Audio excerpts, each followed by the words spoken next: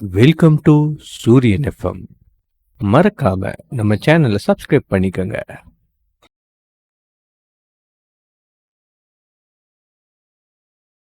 அத்தியாயம் 70. விடுடா பொறுக்கி. அங்கே நடக்கக்கூடிய விஷயங்களைக் கண்டு அனிகாவின் மனதில் குழப்பமும் பயமும் அதிகரிக்கத் தொடங்கியது. ஆகவே மெதுவாக அங்கிருந்து விலகி நடக்கத் தொடங்கினாள். இன்னும் கொஞ்ச நேரம் அங்க இருந்திருந்தா நாமளே எல்லாத்தையும் உளறி வச்சிருப்போம். அப்புறம் நமக்கு தான் திட்டு விழுந்திருக்கும். அவள் தனது அறையை அடைந்தவுடன் கதவை மூட முயன்றாள். ஆனால் அந்த நொடியில் திடீரென யாரோ நுழைவதைக் கண்டு அதிர்ச்சியாக விழித்தாள். அங்கே இருந்தது ஆர்த்திதான். ஐயோ, நாம இவளுக்கு பயந்துதான் இங்க ஓடி வந்தோம். ஆனா சரியா இவளும் வந்து சேர்ந்துட்டாளே. மனதிற்குள் பல நினைவுகள் எழுந்து பயத்தை அதிகரிக்க அனிகா சாதாரணமாகவே பேச முற்பட்டாள். ஆர்த்தி, வா. என்னாச்சு? ஏதாவது முக்கியமான விஷயமா? ஏய் அனிகா, நடிக்காத. நீ அங்க பார்த்த பார்வையே சரியில்லை. அப்படியே உனக்கும் அங்க நடக்கிற விஷயத்துக்கும் சம்பந்தம் இல்லாத மாதிரி ஒதுங்கி ஓடி வந்துட்டல்ல. அப்பவே எனக்கு கன்ஃபார்மா தெரிஞ்சிருச்சு. அதான் உன்கிட்ட வந்த. என்ன நடந்துச்சு? உண்மைய சொல்லு. என்ன உண்மை? நீ எதை பத்தி பேசுற? அனிகா, நடிக்காத. அவரு உன்னோட காலேஜுக்கு வந்திருக்காரு. அங்கதான் ஏதோ தப்பா நடந்த மாதிரி எனக்கு தோணுது. மரியாதையா உண்மைய சொல்லு. அங்க என்ன நடந்துச்சு? ஆர்த்தி, அங்க எதுவுமே நடக்கல. மாமா வந்து பார்க்கிங்ல வெயிட் பண்ணாரு. அங்க ஃபங்க்ஷன் நடந்ததால சீக்கிரமா காலேஜ் முடிஞ்சிருச்சு. நான் வந்த உடனே அவரும் என்ன கூட்டிட்டு வந்துட்டாரு. அது மட்டும்தான் நடந்துச்சு. ஏய், நீ சொல்றது எல்லாத்தையும் நான் நம்புவேன்னு நினைக்காத அனிகா. உண்மைய சொல்லு. ஆர்த்தி மிரட்டி கேட்பதைக் கண்டு அனிகாவுக்கு வேறு எந்த வழியும் கிடைக்கவில்லை. அவள் சுருக்கமாக நடந்த சம்பவங்களை சொல்லி முடித்தாள். மாமா அங்க இறங்கி சண்டை போட்டாரு பாரு, அவ்ளோ செம்மையா இருந்துச்சு. உனக்கு தான் அதை பார்க்க கொடுத்து வைக்கல. அனிகாவின் முகத்தில் அதிகப்படியான உற்சாகம் காணப்பட்டதை ஆர்த்தி கவனித்தாள். உடனே அவள் மனதில் பலவிதமான குழப்பங்கள் உண்டானது. ஏய், நீ பாக்ஸிங் மேட்ச் பார்க்க போனதே தப்பு. ஒன்னாலதான் அவரும் அங்க வந்து சண்டை போடுற மாதிரி ஆயிடுச்சு. இப்படியெல்லாம் இருக்க கூடாது. இனிமேலாவது கொஞ்சம் பொறுப்பா இருக்க பாரு. ஆர்த்தி எவ்வளவு அறிவுரை சொன்னாலும் வழக்கம் போல் அனிகாவின் காதில் விழவில்லை. அப்பொழுது பின்பக்கத்தில் இருந்து விக்ரமின் குரல் கேட்டது. என்ன நடக்குதுங்க? ரெண்டு பேரும் என்ன பேசிட்டு இருக்கீங்க? ரிசப்ஷன் நடத்துறத பத்தி பிளான் பண்றீங்களா? அத பத்தி எல்லாம் இங்க யாருமே பிளான் பண்ணல. நீங்க பண்ணிட்டு வந்த பிரச்சனைய பத்தி தான் அவகிட்ட விசாரிச்சுட்டு இருக்கேன். அதை கேட்டு விக்ரமின் முகத்திலும் சற்று அதிர்ச்சி வந்தது. ஆனாலும் அதை மறைத்தபடி பேச ஆரம்பித்தான். பிரச்சனையா? நான் என்ன பண்ணேன்? மாமா, நீங்க அங்க சண்டை போட்டத பத்தி தான் அக்கா சொல்லிட்டு இருக்கா. மத்தபடி ஒன்னும் கிடையாது. ஏ வாலு, அங்க நடந்தது எல்லாத்தையும் அப்படியே இங்க வந்து சொல்லி வச்சிட்டியா? கிளம்பு இங்க இருந்து. ஓ, என்ன துரத்தி விட்டுட்டு ரெண்டு பேரும் ரொமான்ஸ் பண்ண போறீங்களா? அது எல்லாம் இப்ப இருக்க கூடாதுன்னு தான் இந்த பிரச்சனையே நடக்குது. கண்ட்ரோலா இருங்க. வாய மூடிட்டு முதல்ல வெளிய போ. நாங்க கொஞ்ச நேரம் பேசிட்டு திரும்ப வரோம். சரி சரி, நடத்துங்க. உங்க காட்டுல மழைதான். ஏய் ஆர்த்தி, எப்படி இருந்தாலும் இன்னும் கொஞ்ச நாளைக்கு இவரை விட்டுட்டு தான் இருக்கணும். அதையும் மனசுல வச்சுக்கோ. குறும்பான வார்த்தைகளை உதிர்த்துவிட்டு அங்கிருந்து கிளம்பினாள். அனிகா கிளம்பிய பிறகு ஆர்த்தி சற்று முறைப்பாக விக்ரமை பார்த்தாள். இதுவரை அலட்சியமும் தைரியமும் பொங்கி வழிந்த விக்ரமின் முகத்தில் இப்பொழுது சற்று பயம் தெரிய ஆரம்பித்தது. சிறு குழந்தையைப் போல உளர ஆரம்பித்தான். நான் ஒண்ணுமே பண்ணல. நம்ம அனிகாவை அந்த பசங்க எல்லாம் தப்பா பேசிட்டாங்க. அதை பார்த்துக்கிட்டே என்னால சும்மா இருக்க முடியல. அவங்கள அப்படியே விட்டுட்டு வர சொல்றியா? அதனாலதான் சும்மா 2 அடி அடிச்சேன். பெருசா எதுவும் பண்ணல. நீங்க அங்க போனதெல்லாம் நான் தப்புன்னு சொல்லல. இப்போ உங்களுக்கு அடிபட்டுட்டு வந்து நிக்கிறீங்களே, இதுக்கு யார் பதில் சொல்றது? அதுதான் எனக்கு எரிச்சலா வருது. இந்த வார்த்தைகளை சொல்லும்போது ஆர்த்தியின் முகத்தில் சற்று கலக்கம் தெரிந்தது. ஆர்த்தி, இதுக்கெல்லாம் நீ கோவப்படணும்னு எந்த அவசியமும் கிடையாது. எப்படி இருந்தாலும் நாளைக்கு காலையில் இது சரியாயிடும். சின்ன தடம் தான். நாளைக்கு சரியாயிடும்னு எங்களுக்கும் தெரியுது. ஆனா நீங்க அடி வாங்கினதை தான் தாங்க முடியல. அப்படி தாங்க முடியலனா நீ ஏதாவது மருந்து கொடு. சீக்கிரமா சரியாகுதான்னு பார்க்கலாம். அவன் மருந்து கேட்டவுடன் ஆர்த்தி முகத்தில் சற்று ஆர்வம் தெரிந்தது. சரி, நான் கீழே போய் பாக்குறேன். ஏதாவது இருந்தா எடுத்துட்டு வரேன். இவ்வாறு சொல்லிவிட்டு விலக முயன்ற ஆர்த்தியின் ஒரு கையை பிடித்து தன் பக்கமாக இழுத்தான் விக்ரம். அடுத்த கணம் அவளின் தோள்களின் மேல் கையை போட்டு அணைத்தபடி நெருங்கி வரத் தொடங்கினான். ஏ லூசு, இன்னுமா நான் சொல்றது புரியல? என் காயத்துக்கு நீ கொடுக்க வேண்டிய மருந்து இங்க இருக்கு. அவளின் இதழ்களை தொட்டு சுட்டி காட்டினான். உடனே அவளின் முகம் சிவக்க ஆரம்பித்தது. இப்படி நெருக்கமாலாம் இன்னும் கொஞ்ச நாளைக்கு இருக்க கூடாதாம். அப்படி இருந்தா உங்களுக்கு பெரிய ஆபத்து தான் வருமா. விக்ரமை விட்டு விலகுவதற்கு அவள் முற்பட்டாள். ஆனாலும் விக்ரமின் கை அவளை இறுக்கமாக பிடித்திருந்தது. அந்த சாமியார் நேர்ல வந்து சொல்லியிருந்தா நான் கட்டாயமா நம்பி இருக்க மாட்டேன். உங்க அப்பா அவரை நம்புறதால தான் யோசிச்சுக்கிட்டு இருக்கேன். சரி, அதெல்லாம் விடு. இப்ப மருந்து போட்டு விடு. நானும் போகணும், எனக்கு நிறைய வேலை இருக்கு. விக்ரம், இப்படி அடம் பண்ணா என்ன அர்த்தம்? விடுங்க என்ன. ஏய், நீ தானே மருந்து போடுறேன்னு சொன்ன. சீக்கிரமா ஏதாவது பண்ணு, நானும் கிளம்புறேன். விக்ரம் கண்களை மூடிக்கொண்டு அவளை தன் பக்கமாக இழுக்க ஆரம்பித்தான். அவளும் அவனை பார்த்து நெருங்கி வரத் தொடங்கினாள். தனது கண்களை மூடிய ஆர்த்தியும் அந்த காயம்பட்ட இடத்தில் தனது இதழ்களை பதித்து எடுக்கத் தொடங்கினாள். அந்த நொடியில் இருவரின் உடல்களிலும் மின்சாரம் பாய்ந்தது போல் உணர்ந்தார்கள்.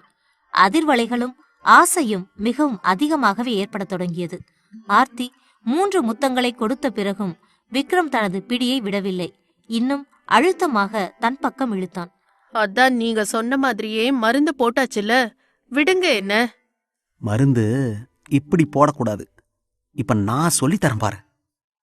இந்த வார்த்தைகளை முடித்த அடுத்த நொடி அவளை வலுக்கட்டாயமாக அணைத்து பிடித்து அவளின் உதடுகளை தனது உதடுகளால் மூடத் தொடங்கினான். இருவரின் இதழ்களும் ஒன்றோடு ஒன்று சண்டையிட்டு உயிரில் கலந்து மற்றவர் இதயத்தை சொந்தமாக்க முயன்றது.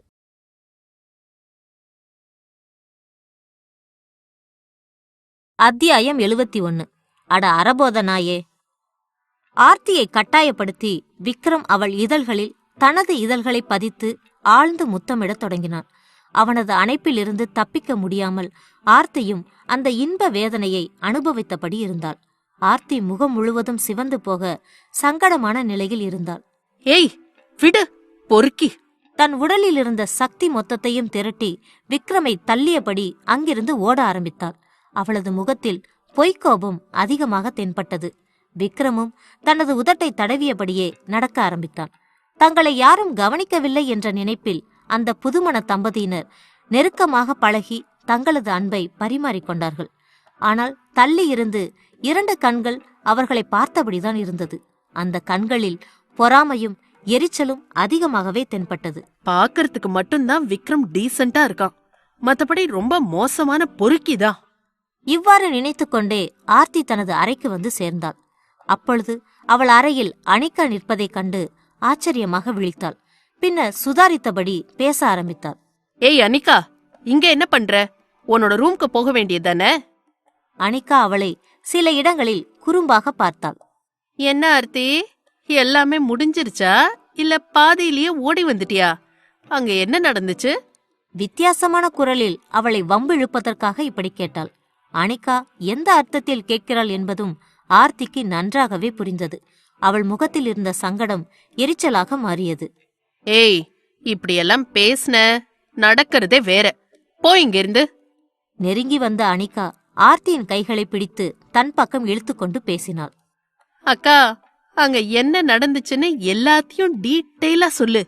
நான் அம்மா கிட்ட கூட சொல்ல மாட்டேன். அனிகா அவளின் கண்களை உற்று பார்த்து கொண்டே இந்த கேள்வியை கேட்க அவளின் இதய துடிப்பு எகிரியது. ஏதோ பெரும் தவற்றை செய்துவிட்டது போல் இதயம் படபடக்க தொடங்கியது. அடுத்த சில நொடிகளில் தன்னை சுதாரித்துக் கொண்டவள் அனிகாவை மீண்டும் விரட்ட ஆரம்பித்தாள். ஏய், உன்னோட வேலைய மட்டும் பாரு. நாளைக்கு உனக்கு காலேஜ் இருக்குதானே, போய் படி. அவளை அங்கிருந்து துரத்துவதில் மட்டும்தான் குறியாக இருந்தாள். அனிகாவும் அங்கிருந்து செல்லத் தொடங்கினாள். அப்பொழுதும் சில வார்த்தைகளை சொன்னாள். அக்கா, நீ சொல்லலைன்னா என்ன, நான் மாமா கிட்ட கேட்டு தெரிஞ்சுக்கிறேன். வெறும் தியரி மட்டும் இல்ல, பிராக்டிக்கலா கூட அவர் சொல்லிடுவாரு. அடுத்த நாள் காலை வேளை விடிந்தது. அதுவரை போதையில் ஆழ்ந்து போயிருந்த விஷ்ணுவும் அசோக்கும் அதிலிருந்து வெளியே வந்தார்கள். கிளம்பி முடித்த சமயத்தில் இருவரும் ஒருவர் மற்றொருவரை பார்த்து சந்தித்துக் கொண்டு ஆர்வமாக பேச ஆரம்பித்தார்கள். ஏய் அசோக், இன்னைக்கு நாம பாருக்கு போகணும். சீக்கிரமா கிளம்பு. ஏ விஷ்ணு, என்ன காலையிலேயே பாருக்கு கூப்பிட்டுட்டு இருக்க? இன்னைக்காவது நம்ம உருப்படியா ஏதாவது ஒரு வேலையை பார்க்கணும். நம்மக்கிட்ட இருக்கிற கொஞ்ச நஞ்ச பணமும் மொத்தமாக குறைஞ்சிட்டு வருது. அது மட்டும் இல்லாமல் போனா ரொம்ப சிக்கலாயிடும். ஏய் அசோக், அதையெல்லாம் யோசிச்சு தான் சொல்கிறேன். நாம் அங்கே போனாதான் நம்மளோட எதிர்காலமே இருக்கும். சீக்கிரம் கிளம்பு. விஷ்ணு, ஏன் இப்படியெல்லாம் உளறிட்டு இருக்க? நேற்று அடித்த போதை இன்னும் உனக்கு தெரியலையா? அதனால தான் இப்படியெல்லாம் பேசிட்டு இருக்கியா? அடப்பாவி, என்னடா சொல்ற? நேத்து நடந்தது உனக்கு அப்படியே மறந்து போச்சா? அதனால தான் இப்படியெல்லாம் உளறிட்டு இருக்கியா? நேத்து நடந்ததை தான் சொல்றேன், உருப்படியா கேளு. விஷ்ணு நேற்று நடந்த சம்பவங்களை சுருக்கமாக சொல்லி முடித்தான். அதை கேட்டபோதும் அசோக்குக்கு தெளிவு ஏற்படவில்லை. விஷ்ணு, நீ சொல்றது எல்லாம் உண்மையா? எனக்கு அப்படி ஒரு சம்பவம் நடந்த மாதிரியே ஞாபகம் இல்லையே. நாம போன இடத்துல ஒரு பிரச்சனை நடந்துச்சு, அடுத்து நம்ம வீட்டுக்கு வந்துட்டோம். அதுதான் நடந்துச்சு. அவன் குழப்பமான குரலில் இந்த கேள்வியை கேட்பதைக் கண்டு விஷ்ணுவும் அவனை எரித்து விடுவதைப் போல் பார்த்தான். அசோக், சொல்றத ஒழுங்கா கேளு. அங்க நாம ஒருத்தனை பார்த்தோம். அவன் அப்படியே நம்ம விக்ரம் மாதிரியே இருந்தான். அவன் மட்டும் கையில கிடைச்சா நம்ம என்னெல்லாம் சாதிக்கலாம்னு நினைச்சு பாரு. பேராசை மின்னக்கூடிய குரலில் அவன் இந்த வார்த்தைகளை சொன்னான். அசோக்கும் அது சம்பந்தமாக சிந்தித்து பார்க்க தொடங்கினான். என்ன சொல்ற நீ? அவன் விக்ரம் மாதிரி தான் இருந்தானா? எனக்கு ஒன்னும் அப்படி தெரியலையே. குழப்பமான குரலில் அசோக் கேட்டான். ஆனாலும் விஷ்ணு விட்டு கொடுப்பதாக தெரியவில்லை. அசோக், உனக்கு எல்லாமே மறந்து போயிருச்சு போல. சீக்கிரமா என் கூட கிளம்பு. மற்ற விஷயத்தை எல்லாம் நான் பாத்துக்கிறேன். அங்க போய் அந்த பார் ஓனர்கிட்டயே நம்ம பேசலாம். சரி, நீ இவ்வளவு சொல்ற, வா நம்ம சீக்கிரமா பாருக்கு போகலாம். ஆனா எனக்கு என்னமோ போதை தெளியாம தான் நீ வளரிட்டு இருக்கியோன்னு தோணுது. இவ்வாறு பேசி முடித்த இருவரும் தங்களது வீட்டிலிருந்து கிளம்பி நேற்றைய தினம் சென்ற அந்த லோக்கல் பாருக்கு வந்து சேர்ந்தார்கள். காலை நேரத்தில் கூட அங்கு மக்களின் கூட்டம் சிறிதளவு காணப்படத்தான் செய்தது. அதை கவனித்த போது நேற்று நடந்த சம்பவங்கள் அசோக்குக்கும் சற்று ஞாபகத்துக்கு வந்தது. விஷ்ணு, இங்கதானே நேத்து சண்டை நடந்துச்சு. இப்பதான் கொஞ்சம் கொஞ்சமா ஞாபகத்துக்கு வருது. ஆமா, இப்பவாவது உனக்கு தெளிவா புரியுதுல்ல. நாம நேத்து இங்க விக்ரம பார்த்தோம். அது விக்ரமா இல்ல வேற யாராவதா அப்படின்னு உறுதி பண்ணிக்கலாம். வா, ஓனர்கிட்ட பேசலாம். விஷ்ணுவை அழைத்தபடி அசோக் அங்கிருந்த ஓனரின் அறையை நோக்கி சென்றான். அங்கே முரட்டுத்தனமான ஒரு நபர் அமர்ந்திருந்தார். அவரை கண்டவுடன் இவர்கள் இருவருக்குமே சற்று பதற்றம் ஏற ஆரம்பித்தது. ஆனாலும் மனதை தைரியப்படுத்திக் கொண்டு விஷ்ணுதான் முதலில் பேசினார். சார், உங்ககிட்ட ஒரு முக்கியமான உதவி கேட்டு வந்திருக்கோம். நீங்க தான் எங்களுக்கு ஹெல்ப் பண்ணணும். அந்த ஓனரும் தனது தலையை உயர்த்தி இருவரின் முகத்தையும் சில கணங்கள் பார்த்தார். பின்னர் தனக்கே உரிய கரகரப்பான குரலில் பேச ஆரம்பித்தார். யார் நீங்க? சம்பந்தமே இல்லாம எதுக்காக என்கிட்ட வந்து பேசிட்டு இருக்கீங்க? இல்ல சார், நாங்க உங்க பாருக்கு ரெகுலரா வர்ற கஸ்டமர்ஸ் தான். நேத்து நாங்க இங்க குடிக்க வந்தப்போ ஒருத்தனை பார்த்தோம். அவன் இங்கதான் வேலை செய்யறான்னு நினைக்கிறோம். அவனை பத்தி விசாரிக்க தான் வந்திருக்கோம். இங்க வேலை செய்யறவங்க எல்லாம் வெளியே தான் இருக்காங்க. என்னை தொல்லை பண்ணாம அங்க போய் பார்த்துக்கோங்க. இல்ல சார், நாங்க ஏற்கனவே அங்க பார்த்துட்டோம். அவனை காணும். இன்னைக்கு யாராவது லீவ் போட்டிருக்காங்களா? அதை பத்தி ஏதாவது சொல்ல முடியுமா? ஏய், யாருடா நீங்க? எங்க இருந்துடா வரீங்க? உங்களுக்கு எல்லாம் பதில் சொல்ல முடியாது. மரியாதையா கிளம்பி போயிருங்க, இல்லனா அடிச்சுதான் துரத்துவோம். அவன் இந்த அளவுக்கு மோசமாக நடந்து கொள்வார் என்பதை அவர்கள் சற்றும் எதிர்பார்க்கவில்லை. அவர்கள் மனதில் எரிச்சலும் கலக்கமும் வரத்தான் தொடங்கியது.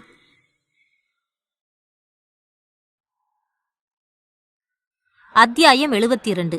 உனக்காவது அக்கறை வந்துச்சே. அந்த ஒயின் ஷாப்பின் ஓனர் முகத்தில் அடித்தது போல் அசோக் மற்றும் விஷ்ணுவை திட்டி அங்கிருந்து துரத்த முயன்றார். அவர்களை கண்டுகொள்ளாமல் தனது வேலையை கவனிக்க ஆரம்பித்தார். இந்த சூழ்நிலையில் இருவரின் மனமும் வருந்தியது. ஒரு காலத்துல எவ்வளோ பெரிய பணக்காரனா இருந்தோம். அப்பெல்லாம் இவன் நம்ம பக்கத்துல கூட வர முடியாது. ஆனா இப்ப கண்டவங்கிட்டெல்லாம் திட்டு வாங்குற மாதிரி ஒரு நிலைமை வந்துருச்சே. அசோக் விஷ்ணுவின் கையை பிடித்தபடி அவனை வெளியே இழுத்து வந்தான். ஆனாலும் விஷ்ணுவுக்கு அந்த பிரச்சனையை அப்படியே விட்டு செல்வதில் திருப்தி ஏற்படவில்லை. அங்கே இருந்த வேலைக்காரர்களை மீண்டும் வரிசையாக பார்க்க ஆரம்பித்தான். அப்பொழுது ஒரு சிறுவன் அங்கு நிற்பதை கண்டவுடன் விஷ்ணுவின் முகத்தில் மின்னல் அடித்தது. இவன்தான் நேத்து அடி வாங்க போனான். இவனைத்தான் அவன் வந்து காப்பாத்தினான். இவன்கிட்ட விசாரிச்சா நிச்சயமா ஏதாவது ஒரு உண்மை தெரியும். வேகமாக அவனை நெருங்கி சென்ற விஷ்ணு பேச ஆரம்பித்தான். அசோக்கும் அவனுக்கு அருகே வந்து நின்றான். தம்பி, நேத்து ஒருத்தன் உன்னை காப்பாத்துனானே, அவன் யாருன்னு உனக்கு தெரியுமா? அந்த சிறுவன் எந்த பதிலும் சொல்லாமல் குழப்பமாக விழிக்க ஆரம்பித்தான். விஷ்ணு சற்று விளக்கமாக பேசினான். தம்பி, பயப்படாம கேட்கறதுக்கு மட்டும் பதில் சொல்லு. நேத்து நீ ஒரு முரட்டு பசங்களுக்கு சப்ளை பண்ணப்போ அவங்க உன்னை அடிக்க வந்துட்டாங்க. அப்ப திடீர்னு எங்கேயோ இருந்து வந்த ஒருத்தன் உன்னை காப்பாத்தினான். அவனோட முகம் ஏதாவது ஞாபகம் இருக்கா? அவனை பத்தி நீ சொன்னா உனக்கு நாங்க எவ்வளவு வேணாலும் பணம் தரோம்.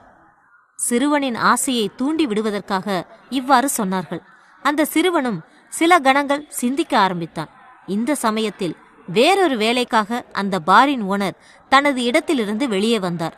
அந்த சூழ்நிலையில் சிறுவனிடம் இவர்கள் இருவரும் பேசிக் கொண்டிருப்பதைக் கண்டு அவனின் முகத்தில் அதிர்ச்சியும் கோபமும் ஒரே சமயத்தில் பரவ ஆரம்பித்தது.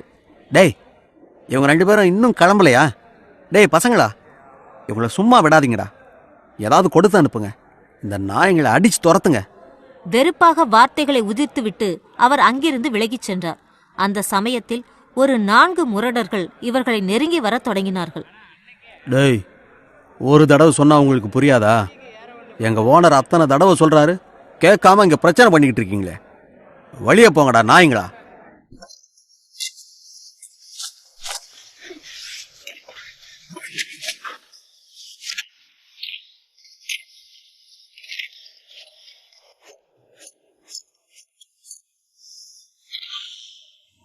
விஷ்ணுவின் முகத்தில் அந்த முரடன் ஒரு குத்துவிட்டான். அடுத்து வந்த முரடனோ அசோக்கின் வயிற்றில் எட்டி உதைத்தான். அடுத்த சில கணங்களிலேயே 4 பேரும் சேர்ந்து இந்த இருவரையும் அடித்து நொறுக்க ஆரம்பித்தார்கள். அடுத்தடுத்து பல அடிகளும் குத்துகளும் இவர்களின் மேல் விழுந்து கொண்டே இருந்தது. அவ்வப்போது சில உதைகளும் கிடைத்தது. தாங்க முடியாத வேதனையில் துடித்த அந்த இருவரும் சில கணங்களிலேயே மயங்கி சரியத் தொடங்கினார்கள். ஏறத்தாழ இதே நேரத்தில் விக்ரம் சாப்பிட்டு முடித்து தனது ஆபீஸுக்கு கிளம்ப முயன்றான். அப்பொழுது ஆர்த்தி விக்ரமை பார்த்து பேச ஆரம்பித்தாள். எங்க, நான் அம்மாவையும் அக்காவையும் கூட்டிட்டு வெளியே ஷாப்பிங் போயிட்டு வரலான்னு இருக்கேன். ரிசப்ஷனுக்காக கொஞ்சம் திங்ஸ் எல்லாம் வாங்க வேண்டியது இருக்கு. விக்ரம் அவளை ஒரு கணம் குழப்பமாக பார்த்தான். எதுக்காக எல்லாரும் வெளியே அலையணும்? உங்களுக்கு என்ன வேணும்னு சொல்லுங்க, எல்லாத்துக்கும் நானே ஏற்பாடு பண்றேன். அவன் சொன்னதைக் கண்டு ஆர்த்தியின் முகத்தில் வெறுப்பு பரவியது. விக்ரம், அது எல்லாம் உங்ககிட்ட சொன்னா புரியாது. நாங்க வெளியே போயிட்டு வரோம். அப்பதான் எங்களுக்கும் கொஞ்சம் ரிஃப்ரெஷ்ஷா இருக்கும். சற்று சிந்தித்து பார்த்தபோது அவர்கள் சொல்வதிலும் நியாயம் இருப்பது விக்ரமுக்கு புரிந்தது. ஆமா, நீங்க இங்க வந்ததுல இருந்து வெளியே போகவே இல்லை. சரி, தாராளமா போயிட்டு வாங்க. உங்களோட பாதுகாப்புக்காக நான் பாடி கார்ட்ஸ் மட்டும் அனுப்பி வைக்கிறேன். ஐயா சாமி, அது எல்லாம் வேண்டாம். நாங்க மட்டும் போயிட்டு வரோம். எந்த பிரச்சனையும் வராம நான் பாத்துக்கிறேன். ஒரு டிரைவர் மட்டும் அனுப்பி வைங்க. சரி, நீ சொல்ற மாதிரியே பண்ணலாம். நமக்கு சொந்தமா இங்க பக்கத்துல 7 ஷாப்பிங் மால்ஸ் இருக்கு. அதுல எதுக்கு வேணும்னாலும் போங்க, என்ன வேணாலும் வாங்கிக்கோங்க. நான் எல்லார்கிட்டயும் இன்ஃபார்ம் பண்ணிடுறேன். விக்ரம், இப்படியெல்லாம் பண்ணாதீங்க. எங்களை கொஞ்சம் ஃப்ரீயா விடுங்க. அதுதான் எல்லாருக்குமே நல்லது. பணக்கார கட்டுப்பாடெல்லாம் எங்களுக்கு போடாதீங்க. சரி ஆர்த்தி, டிரைவர் காரோட வந்து வெயிட் பண்ணுவான். நீ என்னோட கார்டை எடுத்துக்கோ, அதுல எல்லாத்துக்கும் பே பண்ணிடு. விக்ரம், நான் ஷாப்பிங் போறேன்னு மட்டும் தானே சொன்னேன். அதுக்காக ஏன் இவ்ளோ பேசிட்டு இருக்கீங்க? கொஞ்சம் ஃப்ரீயா தான் விடுங்களேன். எதுக்காக இப்படியெல்லாம் படுத்துறீங்க? சரி சரி விடு, பார்த்து பத்திரமா போயிட்டு வாங்க. ஏதாவது ஹெல்ப் தேவைப்பட்டா மட்டும் என்னை கூப்பிடுங்க. என்னோட அருமை உங்க யாருக்குமே புரியல, அதான் இப்படியெல்லாம் பேசுறீங்க. அனிகா மட்டும் இருந்தா இந்நேரம் எனக்கு சப்போர்ட் பண்ணிருப்பா. அதை கேட்டு ஆர்த்திக்கு சற்று எரிச்சலும் பொறாமையும் வரத்தான் தொடங்கியது. ஓ, சாருக்கு அனிகா நினைப்பெல்லாம் வருதா? அந்த பைத்தியக்காரிய காலேஜ் துரத்தி விட்டுட்டு தான் நாங்க பிளான போட்டுட்டு இருக்கோம். கிளம்புங்க முதல்ல. விக்ரமும் சாப்பிட்டு முடித்து அங்கிருந்து கிளம்பினான். ஆர்த்தி தனது அம்மாவை பார்த்து சில வார்த்தைகளை சொன்னாள். அம்மா, இந்த நித்யா எங்க போனா? ரூமை விட்டு வெளியே வந்த மாதிரியே தெரியல. சீக்கிரமா போய் பாரு. அவளையும் கிளம்ப சொல்லு. இன்னும் கொஞ்ச நேரத்துல கார் வந்துரும். சரி ஆர்த்தி, நான் போய் பாக்குறேன். நீ ரெடியாகு. கல்யாணி வேகமாக நித்யாவின் அறையை நோக்கி சென்றாள். இந்த நித்யா என்னதான் பண்ணிட்டு இருக்கா? இவ்ளோ நேரம் ஆச்சு, இன்னும் சாப்பிட கூட வரல. அப்படி என்னதான் பண்ணிட்டு இருக்காளோ? இவ்வாறு நினைத்துக்கொண்டே நித்யா இருக்கக்கூடிய அறையை கல்யாணி அடைந்தாள். சில முறை தட்டிய பிறகு அந்த அறை தானாகவே திறந்தது. உள்ளே நுழைந்து பார்த்த கல்யாணிக்கு அதிர்ச்சிதான் அதிகமாக ஏற்பட்டது. அங்கே வெறும் இருள் மட்டும்தான் இருந்தது. ஒரு மூலையில் நித்யா அமைதியாக படுத்திருந்தாள். அருகே சென்ற கல்யாணியும் ஆதரவாக பேசத் தொடங்கினாள். நித்யா, என்னாச்சு? எதுக்காக இவ்ளோ டயர்டா படுத்திருக்க? உடம்பு எதுவும் சரியில்லையா? அவள் எந்த பதிலும் சொல்லாமல் இருப்பதைக் கண்டு கல்யாணி இந்த வார்த்தைகளையே மீண்டும் சொன்னாள். சில கணங்கள் இடைவெளிக்கு பிறகு நித்யா பேச ஆரம்பித்தாள். உடம்பெல்லாம் சரியாதான் இருக்கு, ஆனா மனசுதான் சரியில்லை. அதை கேட்ட கல்யாணிக்கு குழப்பம் அதிகமாக வந்தது. நித்யா, என்னாச்சுன்னு சொல்லு முதல்ல. எதுக்காக இப்படியெல்லாம் பேசிட்டு இருக்க? அவள் அவசரமாக பேசுவதைக் கண்டு நித்யா மெதுவாக படுக்கையிலிருந்து எழுந்தாள். இப்பொழுதும் அவளது முகத்தில் ஒரு தெளிவு வந்தது போல் தெரியவில்லை. உனக்காவது என் மேல அக்கறை வந்துச்சே, அதுவும் இவ்ளோ நேரம் கழிச்சு. நித்யா வெறுப்பாகவே இந்த வார்த்தைகளை சொன்னாள். அத்தியாயம் 73. உன்னை நம்பி வந்து மாட்டிக்கிட்டனே. கல்யாணி தனது மகள் நித்யாவிடம் பேசியபடி இருந்தாள். அவள் வெறுப்பான வார்த்தைகளை சொல்வதைக் கண்டு அதிர்ச்சியும் குழப்பமும் மிக அதிகமாக வந்தது. என்ன ஆச்சு இவளுக்கு? எப்பவும் நல்லா தானே பேசி பழகிட்டு இருப்பா. திடீர்னு எதுக்கு இப்படியெல்லாம் பேசுறா? என்ன பிரச்சனைன்னு வேற தெரியலையே. ஒரு கணம் சுதாரித்தபடி கல்யாணி மீண்டும் பேச ஆரம்பித்தாள். நித்யா, என்ன ஆச்சு உனக்கு? எதுக்காக இப்படியெல்லாம் பேசிட்டு இருக்க? கல்யாணி கேட்ட கேள்விக்கு நித்யா உடனடியாக பதில் சொல்லவில்லை. ஒரு நீண்ட சோக பெருமூச்சு ஒன்றை விட்ட பிறகே சோகத்தின் உருவமாக பேசத் தொடங்கினாள். அந்த சோகத்தில் எரிச்சலும் அதிகமாக கலந்திருந்தது. அம்மா, நான் சொன்னதையெல்லாம் பெருசா எடுத்துக்காத. போறதுக்கு இடமும் சொந்தமும் இல்லாம இங்க இருக்கிறவங்களுக்கு பாரமா இருந்துட்டு இருக்கேன். அத பத்தி தான் நான் பேசிட்டு இருக்கேன். என்ன ஆச்சு நித்யா? என்ன பிரச்சனைன்னு நீ சொன்னாதானே எங்களுக்கு தெரியும். எதுக்காக சம்பந்தமே இல்லாம இப்படி பேசிட்டு இருக்க? அதுவும் ஒரு நல்லது நடக்க போற நேரத்துல. என்னம்மா நல்லது? அவளுக்கு ரிசப்ஷன் நடக்க போகுது, அது நல்லதுதான், நான் இல்லன்னு சொல்லல. ஆனா என்னோட வாழ்க்கைய பத்தி யாராவது யோசிச்சு பாத்தீங்களா? என்னோட வாழ்க்கை கேள்விக்குறியா வந்து நிக்குது. இத பத்தி நினைக்கணும்னு இங்க இருக்கிற யாருக்குமே தோணல பாத்தீங்களா? அவள் எதற்காக இப்படி பேசுகிறாள் என்பது கல்யாணிக்கு அரைகுறையாக புரிய ஆரம்பித்தது. எல்லாம் புரியுதுமா, ஆனா என்ன பண்றது? அந்த சங்கர் ரொம்ப மோசமானவனா இருந்திருக்கான். அவன் இப்பவே உன்னை விட்டுட்டு போனது நல்லதுன்னு நினைச்சுக்கோ. இங்க இருந்த வரைக்கும் அவன் நிறைய தப்பு தான் பண்ணிருக்கான். அதையெல்லாம் நான் இல்லைன்னு சொல்லல. ஆனா எனக்காக நீங்க யாருமே யோசிக்கல. என்னோட ஃபியூச்சரை பத்தி யாரும் நினைச்சு கூட பாக்கல. அதுதான் என்ன போட்டு படுத்துது. அந்த ஆர்த்திக்கு பெரிய பணக்காரன் கூட கல்யாணம் நடந்ததால எல்லாரும் அவனை தூக்கி வச்சுக்கிட்டு ஆடிட்டு இருக்கீங்க. என்னை கண்டுக்கவே இல்ல, மொத்தமா மறந்துட்டீங்க. இத்தனை நாட்களாக தனது மனதில் புதைத்து போயிருந்த மனக்குமுறலை மொத்தமாக போட்டுடைக்க தொடங்கினாள் நித்யா. அவள் பேசுவதைக் கண்டு கல்யாணிக்கு எரிச்சல் தான் அதிகமாக வந்தது. ஏய் நித்யா, இப்படியெல்லாம் பேச உனக்கு யாரு சொல்லி கொடுத்தா? எதுக்காக இவ்ளோ பொறாமைய மனசுல வச்சுட்டு பேசுற? உன்னை அப்படியே நாங்க விட்டுற போறோமா? முதல்ல ஆர்த்தியோட ரிசப்ஷன் முடியட்டும், அதுக்கப்புறம் அவன் நம்ம வீட்டுக்கு வந்துருவா. அப்போ உன்னோட வாழ்க்கைய பத்தி யோசிக்கலாம். மறுபடியும் அந்த சங்கரை கூப்பிட்டு பேசலாம். அவனுக்கு ஒரு வாய்ப்பு கொடுக்கலாமா, இல்ல உனக்கு புது வாழ்க்கைய தேடலாமான்னு நீ முடிவு பண்ணு. அத நிறைவேத்த நாங்க உதவி பண்றோம். கல்யாணி நித்யாவுக்கு நம்பிக்கை அளிக்கும் விதத்தில் வரிசையான வார்த்தைகளை அடுக்கினாள். ஆனாலும் அவள் மனதில் எந்தவித மாற்றங்களும் ஏற்பட்டது போல் தெரியவில்லை.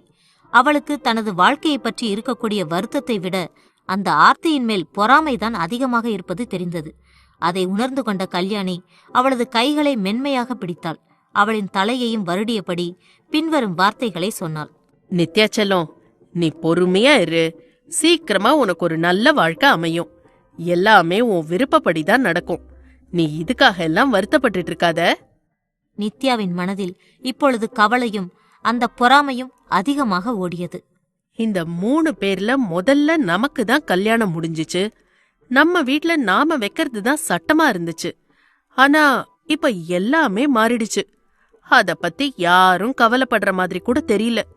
புதுசு வந்த உடனே பழசு தூக்கி ஓரமா போட்டுட்டாங்க. பல மன போராட்டங்கள் அவள் மனதில் எழுந்து அவளை பாடாய் படுத்தியது. அவள் மனதில் ஓடிய எண்ணங்கள் கல்யாணிக்கும் புரிந்தது. ஆகவே சற்று எரிச்சலாக சில வார்த்தைகளை பேசினாள். நித்யா, அவ வேற யாரும் கிடையாது. உன்னோட சொந்த தங்கச்சி தான். அத புரிஞ்சுக்கோ. அவளுக்கு இந்த ரிசப்ஷன் முடிஞ்சு எல்லாம் நல்லபடியா செட்டில் ஆகட்டும். அடுத்ததா உனக்கு என்ன வழின்னு பாத்து தரோம். அந்த வாழ்க்கை உனக்கு நல்லபடியா இருக்கும். தயவு செஞ்சு நம்பு. இப்ப எந்த பிரச்சனையும் பண்ணிராத. கல்யாணி சொல்வதைக் கண்டு நித்யா அரைகுறை மனதாக தலையை அசைத்தாள். அதே சமயம் அவளது மனதில் மற்றொரு கேள்வியும் வந்தது. சரி, இவ்ளோ நேரம் கழிச்சு எதுக்காக என்ன தேடி வந்த? கல்யாணி யதார்த்தமாக அதற்கான பதிலை சொல்லத் தொடங்கினாள். இல்ல, சாப்பிடுற இடத்துல உன்னை காணோம். இப்ப எல்லாரும் சேர்ந்து வெளியே ஷாப்பிங் போலான்னு கிளம்பிட்டு இருக்கோம். இப்பவும் நீ வரல. அதனாலதான் உன்னை தேடி வந்துட்டேன். அதானு பார்த்தேன். நீங்க என்னமோ என் மேல இருக்கிற பாசத்துல தான் வந்தீங்கன்னு நினைச்சேன். உங்களுக்கு துணைக்கு ஆளை தேடி வந்திருக்கீங்க. எனக்கு ஷாப்பிங்கும் வேண்டாம், ஒன்னும் வேண்டாம். தயவு செஞ்சு என்னை விட்டுருங்க. நான் கொஞ்ச நேரம் அமைதியா இருக்கேன். நித்யா, நீ கூட வா. தனியா இருக்கறதால தான் உன்னோட மனச போட்டு இப்படி குழப்பிக்கிற. வெளியே வந்தாதான் உனக்கு கொஞ்சம் நல்லா இருக்கும். கல்யாணி அவளை கட்டாயப்படுத்தி அழைத்தாள். அவளும் சோகமாக தலையை அசைத்துக் கொண்டாள். சரி, நான் வரேன். நாம போயிட்டு வரலாம். வெறுப்பாகவே அவர்களுடன் சேர்ந்து கிளம்ப ஆரம்பித்தாள். இதே சமயத்தில் தனது முகத்தில் ஏதோ சூடாக எரிவது போல் உணர்ந்த அசோக் மெதுவாக கண்களை திறந்து பார்த்தான். அடுத்த நொடி அவனது முகத்தில் ஏதோ தண்ணீர் தெளிப்பது போன்ற உணர்வும் ஏற்பட்டது. சில கணங்களில் அந்த தண்ணீர் சூடாக இருப்பதைக் கண்டு அவன் குழம்ப ஆரம்பித்தான். வேகமாக கண்களை திறந்து பார்த்தபோது அசோக்கிற்கு அருகே இருந்த ஒரு தெருநாய் தனது காலை இறக்கிவிட்டு ஓடியது. அதை கண்டவுடன் அவனுக்கு பெரும் அதிர்ச்சி ஏற்பட்டது. இவ்வளவு நேரம் தனது முகத்தில் விழுந்த தண்ணீர் என்ன என்பதும் புரிய ஆரம்பித்தது. உடனே முகத்தில் கோபமும் வர தனக்கு அருகே விழுந்து கிடந்த விஷ்ணுவை எழுப்பத் தொடங்கினான். நம்ம நிலைமை இவ்வளோ மோசமா மாறிடுச்சே. இங்க பாரு, பண்றது எல்லாத்தையும் பண்ணிட்டு ஒன்னும் தெரியாத மாதிரி படுத்து கிடக்கிறத. டேய், எந்திரிடா நாய! அவனது கையை பிடித்து உலுக்கியும் முகத்தில் 2 முறை தட்டியும் அவனை எழுப்பினான். விஷ்ணுவும் அடிவாங்கிய சோர்விலும் மயக்கத்திலும் இருந்தான். அசோக்கின் தொடர் தாக்குதலால் மெதுவாக கண்களை திறந்தான். பக்கத்தில் இருந்த அசோக்கை பார்த்து குழப்பமாக பேச ஆரம்பித்தான். அசோக், என்ன நடந்துச்சு? நாம எங்க இருக்கோம்? நாம இப்ப அமெரிக்காவுக்கு டூர் வந்திருக்கோம். அங்க இருக்கிற பீச்சில் படுத்து சன்பாத் எடுத்துட்டு இருக்கோம். உரம்போக்கு, உன் பேச்சை கேட்டு வந்து தெருநாயெல்லாம் அசிங்கம் பண்ணிட்டு போயிடுச்சுடா நாயே. தனது சட்டையை தூக்கி முகத்தை அவசரமாக துடைக்க ஆரம்பித்தான். நடந்து போன விஷயங்கள் விஷ்ணுவின் மனதில் ஓட ஆரம்பித்தது. அசோக், அதையெல்லாம் விடு. எப்படி இருந்தாலும் அவன் இந்த பாருக்கு வருவான். இங்கே வெயிட் பண்ணி என்ன நடக்குதுன்னு நான் பார்க்கத்தான் போறேன். அத்தியாயம் 74. உனக்கு வேலை வந்திருக்கு. அடிவாங்கிய இடத்திற்கு மீண்டும் செல்லலாம் என விஷ்ணு சொன்ன வார்த்தைகளை கேட்டு அசோக் அப்படியே அதிர்ச்சியில் உறைந்து போனான். அதே சமயம் அவனுக்கு எரிச்சலும் மிக அதிகமாகவே வந்தது. ஏற்கனவே நொந்து நூடுல்ஸ் ஆகியிருந்த அசோக்கின் மனதில் அவன் சொன்ன வார்த்தைகள் பெரும் எரிச்சலை தான் ஏற்படுத்தியது. சரிடா ராசா, நீ என்னமோ பண்ணு. நான் உடனே கிளம்பி போறேன். நான் போய் நம்ம சோத்துக்கு ஏதாவது வழியை தேடுறேன். அவன் இப்படி பேசுவதைக் கண்டு விஷ்ணுவுக்கு எரிச்சல் வந்தது. அசோக், நான் சொல்றத கேளு. நம்மளோட வாழ்க்கை மொத்தமா மாற வேண்டாமா? அதுக்காகத்தான் நான் இதையெல்லாம் பண்ணிக்கிட்டு இருக்கேன். உனக்கு எல்லாமே மெதுவா புரியும். அவன் இப்பொழுதும் விட்டு கொடுக்காமல் பேசுவதைக் கண்டு அசோக்கின் எரிச்சல் அதிகரித்துக் கொண்டே சென்றது. டே விஷ்ணு, நீ சொன்னதை கேட்டு வந்து காலையிலேயே கண்டவங்கிட்ட எல்லாம் மோசமா அடி வாங்கிட்டேன். இவ்வளோ நேரம் தெருவில் விழுந்து கிடந்திருக்கேன். இதுக்கு மேல என்னடா பண்ணணும்? என்னால தாங்க முடியாதுப்பா, ஆளை விடு. மெதுவாக எழுந்து நின்ற அசோக் தனது உடல் வலியை பொறுத்து கொண்டே நகரத் தொடங்கினான். அப்பொழுது விஷ்ணுவும் தட்டு தடுமாறி எழுந்து நின்றான். விழுந்து கிடந்தபோது கூட அதிகமாக வேதனை தெரியவில்லை. இப்பொழுது எழுந்தபோது அவர்களிடம் வாங்கிய அடிகள் மொத்தமாக வலிக்க ஆரம்பித்தது. ஆங்காங்கு வீங்கி போய் இருப்பதாக அவர்கள் உணர்ந்தார்கள். சீக்கிரமா நம்ம ஹாஸ்பிட்டல் தான் போகணும். அப்பதான் கொஞ்சமாவது உருப்படியா நடக்க முடியும். ஆமா அசோக், நீ சொல்றது சரிதான். வா, பக்கத்துல ஏதாவது ஹாஸ்பிட்டல் இருக்கான்னு தேடலாம். இருவரும் தள்ளாடியபடி நடக்க ஆரம்பித்தார்கள். அப்பொழுது இடையில் ஏதோ கல் வர தடுமாறி கீழே விழத் தொடங்கினார்கள். அப்பொழுது 2 வலுவான கைகள் அவர்களை பிடித்து நிறுத்தியது. பார்த்து போங்க, இல்லனா கீழே தான் விழுவீங்க. வெறுப்பாக இந்த வார்த்தைகளை சொல்லிவிட்டு அந்த உருவம் இவர்களை விட்டு கடந்து செல்ல ஆரம்பித்தது. அப்பொழுது அசோக் குழப்பமாக பார்க்க அங்கே ஒருவன் நின்று கொண்டிருந்தான். உடனே உணர்ச்சி வசமாக கத்த ஆரம்பித்தான். ஏ விஷ்ணு, நீ சொன்னது உண்மைதான். அங்க போறவனை பாருடா, அவன் அப்படியே நம்ம விக்ரம் மாதிரி தான் இருக்கான். படபடப்பாக வார்த்தைகளை உதிர்த்தபடி விஷ்ணுவின் கையை பிடித்து இழுத்தான். விஷ்ணுவும் அவன் காட்டிய திசையில் பார்த்தபடியே பேசினான். அசோக், நான் சொன்னப்ப நீ நம்பல. இப்ப பாத்தியா? வா, சீக்கிரம் போய் அவனை பிடிக்கலாம். இருவரும் அவனை தேட ஆரம்பித்தார்கள்.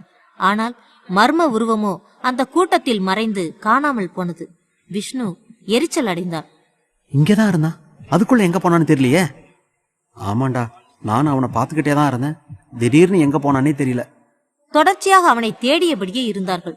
தூரத்தில் மீண்டும் அந்த உருவம் தெரிய அசோக் உற்சாகமாக கத்தினான். விஷ்ணு, அங்க பாரு, அவன் அங்கதான் இருக்கான். சீக்கிரமா வா, நாம போய் புடிச்சிடலாம். அந்த திசையை நோக்கி அவர்கள் செல்லத் தொடங்கினார்கள். ஆனால் இவர்கள் அவனை அடைவதற்கு முன்னர் அருகே வந்திருந்த ஒரு ஆட்டோவில் ஏறி அவன் சென்று கொண்டிருந்தான். இதை கண்டவுடன் அவர்கள் இருவருக்கும் ஏமாற்றம்தான் ஏற்பட்டது. அசோக், நம்ம சீக்கிரமா அந்த பார்ல போய் விசாரிச்சு பார்க்கலாம். ஒருவேளை அவன் அங்க வந்துட்டு கூட போயிருக்கலாம்.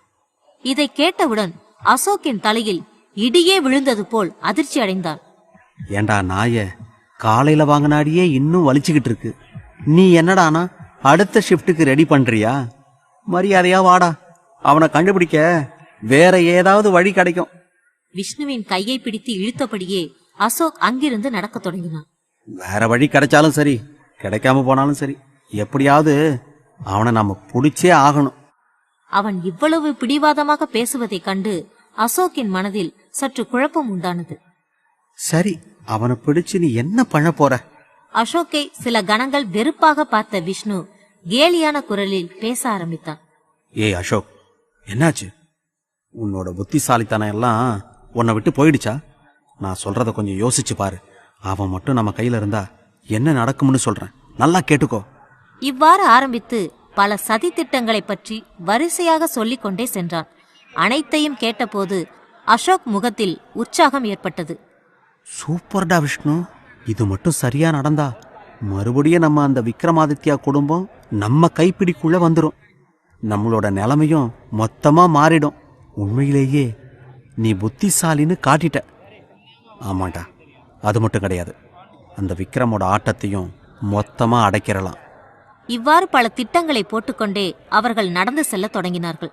அந்த உருவத்தை பிடிக்க வேண்டும் என்ற உறுதி அவர்கள் இருவர் மனதிலும் மிகவும் அதிகமாகவே காணப்பட்டது. இதே சமயத்தில் விக்ரம் தனது கம்பெனியை அடைந்திருந்தான். கம்பெனியின் பிரம்மாண்டத்தை பற்றி நாம் சொல்ல தேவையில்லை. கண்ணு கெட்டிய தூரம் கட்டிட காடுகளாக அவனது நிறுவனம் பறந்து விரிந்திருந்தது. அந்த ராஜ்யத்தின் தனிப்பட்ட அரசனைப் போல் விக்ரம் கம்பீரமாக தனது காரிலிருந்து இறங்கி நடக்கத் தொடங்கினான். அவனது உயரமான உருவமும் அழகான கோட் சூட்டும் அவனை உறுதியான பேரரசனைப் போல் காட்டியது. வேகமாக தனது அறைக்கு சென்றவன் முதல் வேளையாக தனது நண்பன் சித்தார்த்தை பார்த்தான். அவனும் உற்சாகமான குரலில் விக்ரமுடன் பேசத் தொடங்கினான். Good morning boss. Good morning Siddharth. காலையிலேயே ஃப்ரெஷ்ஷாக வந்துட்டீங்க போல. That's fine. சொல்லுங்க, இன்னைக்கு நம்மளோட ப்ரோக்ராம்ஸ் என்ன? அவன் கேட்ட கேள்விக்கு சித்தார்த் உடனடியாக பதில் சொல்லத் தொடங்கினான். பாஸ், ஃபர்ஸ்ட் 1 hourல நாம நேற்று வச்ச பெண்டிங் ஒர்க்ஸ் எல்லாத்தையும் நீங்கள் பார்த்து முடிக்கிறீங்க. அதுக்கப்புறமா நம்ம கம்பெனியில் வேலை செய்கிற எல்லா மேனேஜர்ஸ் கூடயும் ரொட்டீன் மீட்டிங் இருக்குது. 12 மணிக்கு கவர்மெண்ட் சார்பாக நடக்க போகிற ரயில் ரோட் கான்ட்ராக்ட் ஏலத்துக்கு நம்ம போகணும்.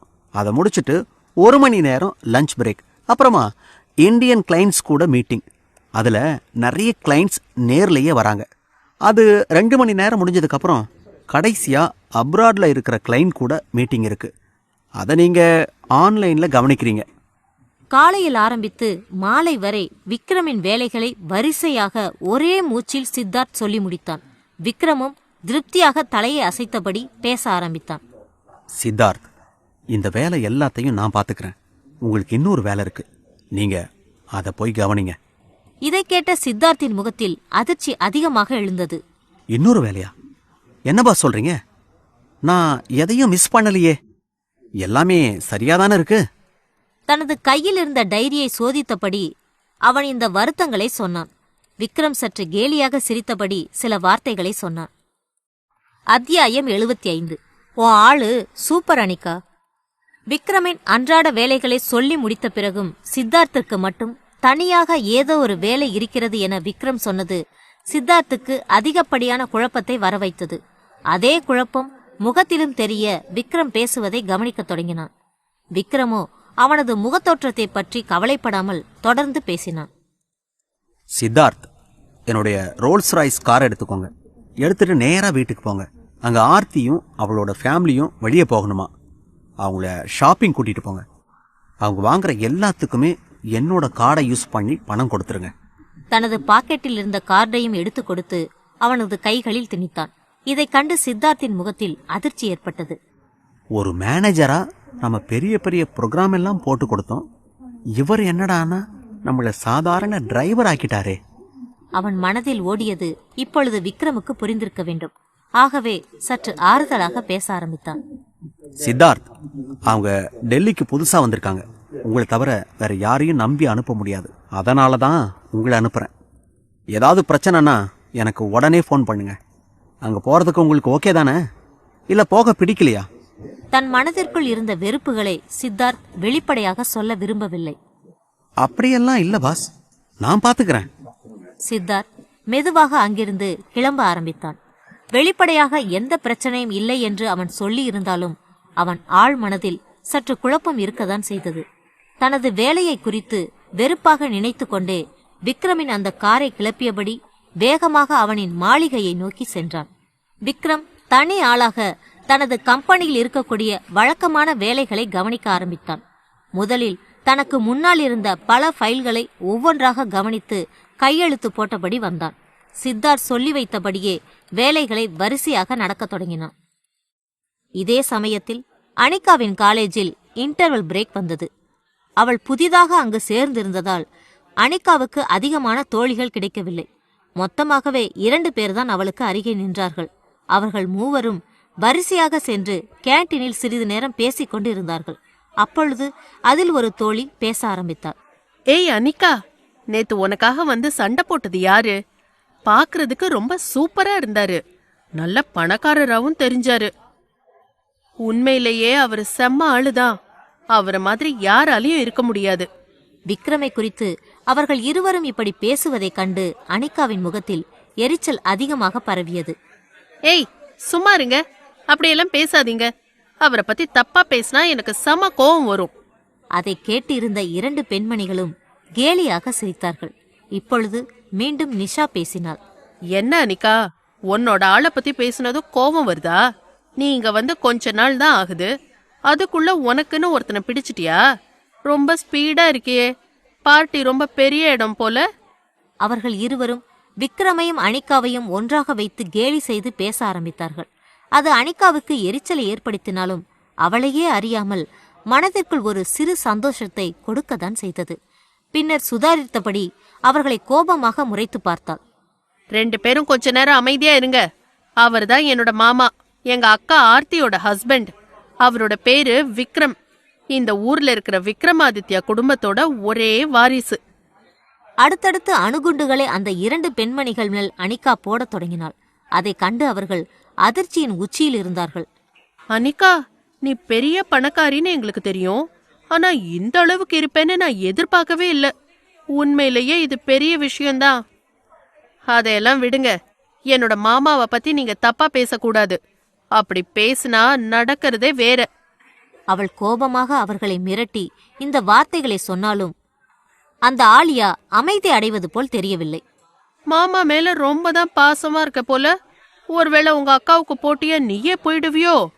அனிகா இதற்கு எந்த பதிலும் சொல்லாமல் அவளை முறைத்து பார்த்தாள். ஆலியாவுக்கு அருகே இருந்த நிஷாவும் அது போன்ற வார்த்தைகளையே சொன்னாள்.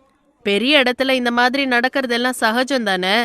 பணக்காரங்களே அப்படிதான் இருப்பாங்க. அவர்கள் வேடிக்கையாக பேசினாலும் அனிகாவின் மனதில் வித்தியாசமான உணர்வுகள் ஓடத்தான் தொடங்கியது. விக்ரமின் 6 அடி உயரமான உடல் அமைப்பும் அவனது செல்வாக்கும் மொத்தமாக அவளின் கண் முன்னால் வந்து போனது. மனதிற்குள் பல பட்டாம்பூச்சிகள் பறந்து மகரந்த சேர்க்கை நடந்து ஒரு சிறிய தோட்டமே உண்டாகி செழித்து வளர ஆரம்பித்தது. ஆனாலும் அந்த உணர்வுகளை அதிக நேரம் விட்டு வைக்க அவள் விரும்பவில்லை. ஏய், 2 பேரும் அமைதியா இருங்க. சீக்கிரமா கிளாஸ்க்கு போலாம். அவர்கள் சாப்பிட்டு முடித்த பிறகு மெதுவாக அங்கிருந்து கிளம்ப ஆரம்பித்தார்கள். அப்பொழுது அவர்களுக்கு எதிராக சில வாலிபர்கள் மொத்தமாக வந்து நின்றார்கள்.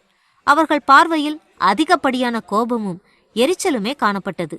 அனிகா அவர்களுடன் பேச ஆரம்பிப்பதற்கு முன்னர் அவளுக்கு அருகே இருந்த ஆலியா தான் பேசினாள். வழிய விடுங்க, நாங்க கிளாஸ்க்கு போகணும், தொல்லை பண்ணாதீங்க. அதை கேட்டு அந்த வாலிபர்களின் கோபம் மேலும் அதிகரித்தது. அவர்கள் 3 பெண்மணிகளையும் எரித்து விடுவது போல் பார்த்தார்கள். இந்த முறை அனிகா பேச ஆரம்பித்தாள். ஏய், யார் நீங்க? எதுக்காக இங்க வந்து தொல்லை பண்ணிட்டு இருக்கீங்க? நாங்க யாரையும் தொல்லை பண்ணல, நீ தான் தொல்லை பண்ணிக்கிட்டு இருக்க. அதுவும் எங்களோட மைக்கேலையே தொல்லை பண்ணியிருக்க. அவனை சாதாரண ஆளுன்னு நினைச்சுதானே ஆளை வச்சு அடிக்கிற அளவுக்கு போயிருக்க. அவன் எவ்வளோ பெரிய ஆள் தெரியுமா?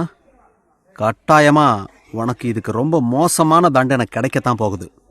அவர்கள் மைக்கேலுக்காக பேச வந்திருக்கிறார்கள் என்பது அனிகாவுக்கு புரிந்தது. அதுவரை அவள் முகத்தில் இருந்த குழப்பமும் பதட்டமும் ஓடி மறைய அந்த இடத்தில் புன்னகை நிறைய ஆரம்பித்தது. டேய் லூசு பசங்களா, நீங்க அந்த ஜோக்கருக்காக வந்துதான் பேசிட்டு இருக்கீங்களா? அவனுக்கு வாங்கின அடி பத்தலையா? இன்னும் அடி வாங்க தான் இப்படியெல்லாம் ஆளுங்களை அனுப்பிட்டு இருக்கானோ? அனிகா சொன்னதை கேட்டு அவளுடன் இருந்த 2 பெண்மணிகளும் சிரிக்க ஆரம்பித்தார்கள். அந்த சிரிப்பை கண்டு அந்த வாலிபர்களின் கோபம் மேலும் அதிகரித்தது. ஏய், என்ன தைரியத்துல இப்படியெல்லாம் சிரிச்சிட்டு இருக்கீங்க? ஒரு நாள் நாங்க எல்லாரும் உங்க முன்னாடி நின்று சிரிக்கத்தான் போறோம். நீங்க எங்க முகத்தை பார்க்க முடியாம உடஞ்சு போய் அழத்தான் போறீங்க. அதையெல்லாம் அப்புறமா பார்க்கலாம். இப்ப வீணா பேசி தொல்லை பண்ணாம வழிய விடுங்கடா, நாங்க கிளாஸ்க்கு போகணும். அந்த வாலிபர்களை தவிர்த்துவிட்டு 3 பெண்மணிகளும் நடக்க ஆரம்பித்தார்கள். அவர்கள் சென்ற பிறகும் இந்த வாலிபர்கள் கோபமாக அவர்களை முறைத்தபடியே இருந்தார்கள். அதில் ஒருவன் ஆத்திரத்தின் உச்சியில் பேசினான். அத்தியாயம் 76. ஏலத்துல ஜெயிக்கணும். அனிகாவை அவளின் காலேஜில் சில வாலிபர்கள் மிரட்டினார்கள். ஆனால் அவர்களை கண்டு சிறிதும் பயப்படாமல் திட்டி முடித்த அனிகா தனது தோழிகளுடன் சேர்ந்து முன்னேறிச் சென்றாள். அதை கண்ட ஒரு வாலிபன் கோபமாக பேச ஆரம்பித்தான். அந்த அனிகாவை சும்மாவே விடக்கூடாது. நம்ம மைக்கேல் அடி வாங்கினதுக்கு காரணமே இவதான். அவனுக்காக இவளை பழி வாங்கணும். இவ்வாறு அனிகாவை பற்றி மோசமாக பேசிவிட்டு அவர்கள் அங்கிருந்து கலைந்து செல்ல தொடங்கினார்கள். இதே சமயத்தில் சித்தார்த் விக்ரமின் வீட்டை அடைந்திருந்தான். அந்த ஒவ்வொரு கணமும் அவனது மனதில் எரிச்சல் அதிகரித்தபடிதான் இருந்தது. நாம பெரிய கம்பெனில வேலை பார்க்குறோம்னு வழியெல்லாம் பெருமையா சொல்லிக்கிட்டு இருக்கோம். ஆனா இங்க என்னடானா டிரைவர் வேலையத்தான் மறுபடியும் மறுபடியும் கொடுத்து நம்ம உசுர வாங்குறாங்க. வெறுப்பாக நினைத்தபடியே காரை பார்க்கிங்கில் நிறுத்திய சித்தார்த் காரை விட்டு இறங்கி வீட்டை நோக்கி செல்லத் தொடங்கினான். அப்பொழுது ஹாலில் ஆர்த்தி அமர்ந்திருந்தாள். அவளை கண்டவுடன் இவன் முகத்தில் பழைய நினைவுகள் அனைத்தும் வந்து செல்ல சற்று வித்தியாசமானவனாகவும் வெறுப்பான சாயலிலுமே தெரிந்தாள். ஆனால் ஆர்த்தியோ சித்தார்த்தை பார்த்து உற்சாகமாக சிரிக்க ஆரம்பித்தாள். பரபரப்பாக வந்து வரவேற்க தொடங்கினாள். வாங்க சித்தார்த், வாங்க. உங்களை ரொம்ப நாளா பார்க்க முடியலன்னு நினைச்சேன். எப்படியோ சரியான நேரத்துக்கு வந்துட்டீங்க. அவனை மகிழ்ச்சியாக உள்ளே அழைத்துச் சென்றாள். அவனும் வெறுப்பாக தலையசைத்துக் கொண்டே சென்றான். ஆமா, இத்தனை நாளா கம்பெனில கொஞ்சம் வேலை இருந்துச்சு. இன்னைக்கு தான் உங்களை பாத்துக்கிற வேலையை கொடுத்திருக்காங்க. இவ்வாறு சொல்லிக்கொண்டே அவன் உள்ளே வந்து அங்கே இருந்த சோஃபாவில் அமர்ந்தான். ஆமா, அவர் டிரைவர் அனுப்புறேன்னு சொன்ன உடனே நான் ரொம்ப குழம்பி போயிட்டேன். யாரோ தெரியாதவங்க வருவாங்கன்னு நினைச்சேன். ஆனா வழக்கம் போல நீங்களே வந்துட்டீங்க. இது ரொம்ப நல்ல விஷயம்தான். ஆமாண்டா, நீங்க லவ் பண்ணி விளையாடுறதுக்கு நாங்க தான் கிடைச்சோம். சித்தார்த்தின் மனதில் எரிச்சல் தான் அதிகரித்துக் கொண்டே போனது. சரி, எல்லாரும் கிளம்பியாச்சா? வாங்க, நாம போகலாம். என்ன சித்தார்த், இவ்ளோ அவசரப்படுறீங்க? ஒரு பொண்ணு கிளம்பவே ரொம்ப லேட் ஆகும். நாங்க மொத்தம் 3 பேரு. நினைச்சு பாருங்க, எப்படியும் சாயங்காலம் வரைக்கும் எங்க கூட தான் இருக்கணும். கொஞ்சம் பொறுமையா இருங்க. அவனை அமைதியாக அமர வைத்த பிறகு அவள் உள்ளே சென்று கிளம்ப ஆரம்பித்தாள். அவர் பண்ணதை விட இவங்க பண்றது இன்னும் எரிச்சலா இருக்கு. எங்கிருந்தோ நம்மள தொல்லை பண்றதுக்காகத்தான் மொத்த குடும்பத்தோட கிளம்பி வந்துட்டாங்க போல. வெறுப்பாக நினைத்தவன் அங்கே கொடுக்கப்பட்ட ஜூஸையும் கோபமாகவே குடிக்கத் தொடங்கினான். இதே சமயத்தில் மற்றொரு முதலாளியின் அறையில் குழப்பம் அதிகமாக ஓடியது. விக்ரமாதித்யா குடும்பத்தின் பரம்பரை எதிரியான அந்த பரந்தாமன் எரிச்சலின் மொத்த உருவமாக அமர்ந்திருந்தான். என்னதான் நடக்குது நம்ம கம்பெனில? தொடர்ச்சியா நம்ம கம்பெனி பின்னாடி தான் போயிட்டு இருக்கு. இத்தனை வருஷமா சம்பாதிச்சது எல்லாத்தையுமே கொஞ்சம் கொஞ்சமா இழந்துட்டு வரோம். இதே நிலைமை போச்சுன்னா இன்னும் 6 மாசத்துல நான் கம்பெனியை இழுத்து மூடிட்டு தெரு முனையில போய் நிக்க வேண்டியதுதான். அவன் கோபமாக கத்தியபடி இருந்தான். அவனுக்கு எதிரே நின்ற அவனின் அசிஸ்டன்ட் என்ன சொல்லி சமாளிப்பது என்று தெரியாமல் விழிக்க ஆரம்பித்தான். பின்னர் ஒரு முடிவு எடுத்தவனாய் பேசினான். பாஸ், நம்மளோட கம்பெனி நல்லா தான் போயிட்டு இருந்துச்சு. ஆனா திடீர்னு உள்ள வந்த அந்த விக்ரம் தான் எல்லாத்துக்குமே காரணம். அவன் பேய் மாதிரி வேலை பார்த்துட்டு இருக்கான். விக்ரமாதித்யா குடும்பத்தை எந்த இடத்துலையும் விட்டு கொடுத்துட கூடாதுன்னு அவ்வளோ உறுதியா இருக்கான். அவனால தான் நம்மளோட கிளைண்ட்ஸ் எல்லாருமே அவன் பக்கம் போயிட்டு இருக்காங்க. அந்த அசிஸ்டன்ட் தான் சொல்வதை கேட்டு பரந்தாமன் அமைதி அடைவான் என்று எதிர்பார்த்தான். ஆனால் அவனது கோபம்தான் மேலும் அதிகரித்தது. இத சொல்றதுக்காகத்தான் நீ எனக்கு அசிஸ்டண்டா இருக்கியா? அந்த பிரச்சனையை எப்படி சரி பண்ணலாம்? அது சம்பந்தமா ஏதாவது உன்னால சொல்ல முடியுமா? தொடக்க காலங்களில் விக்ரம் தான் விக்ரமாதித்யா குடும்பத்தை முழுவதுமாக கட்டுப்படுத்தியபடி இருந்தான். அது சம்பந்தமான பிசினஸையும் அவன்தான் கவனித்தான். அந்த சமயத்தில் அவனது கம்பெனி அசுர வளர்ச்சி அடைந்தது. பின்னர் அவன் அனைத்தையும் விட்டு சென்ற பிறகு நிர்வாக திறமையின்மை காரணமாக அந்த சாம்ராஜ்யம் சரியத் தொடங்கியது. அதன் மேல் நம்பிக்கை வைத்திருந்த பலரும் பரந்தாமன் கம்பெனியை நோக்கி படையெடுக்க தொடங்கினார்கள். அதன் காரணத்தினால்தான் பரந்தாமன் கம்பெனி இன்று வளர்ந்து வருகிறது. ஆனால் மீண்டும் விக்ரம் திரும்பி வந்ததால் பலரின் கண்கள் அவனது பக்கம் திரும்பியிருக்கிறது. முன்னர் அவன் ஏற்படுத்தி வைத்திருந்த நம்பிக்கையையும் தரத்தையும் உணர்ந்த பலர் இப்பொழுது பரந்தாமனை விட்டு விலக ஆரம்பித்தார்கள். பல முக்கியமான கிளைண்ட்ஸ் அனைவரும் விக்ரமின் பக்கம் சென்றுவிட்டதால்தான் பரந்தாமனுக்கு இவ்வளோ பெரிய இழப்பு ஏற்பட்டது. ஊரை விட்டு போனவன் அப்படியே போய் தொலைஞ்சிருந்தா எனக்கு எந்த பிரச்சனையும் வந்திருக்காது. இப்ப திரும்பி வந்து என்னோட உசுரை வாங்கிட்டு இருக்கான். இவ்வாறு நினைத்து பரந்தாமன் தனது அசிஸ்டன்ட் முகத்தை பார்த்தான். ஆனால் அசிஸ்டன்ட் தரையை பார்க்க பரந்தாமன் எரிமலை போல் வெடித்தான். உன்னையெல்லாம் வச்சுக்கிட்டு நான் எப்படிதான் கம்பெனி நடத்த போறேனோ, கண்டிப்பா உங்களால நான் நடுத்தெருவுல தான் நிக்க போறேன். போ வெளிய. அந்த விக்ரமை எப்படி சமாளிக்கலாம்னு நானே யோசிச்சு பார்க்கறேன். அவனை துரத்திவிட்ட பிறகு பரந்தாமன் அமைதியாக அமர்ந்திருந்தான். சிறிது நேரம் அந்த விஷ்ணு மற்றும் அசோக்கின் உருவம் அவரது கண் முன்னால் வந்து போனது.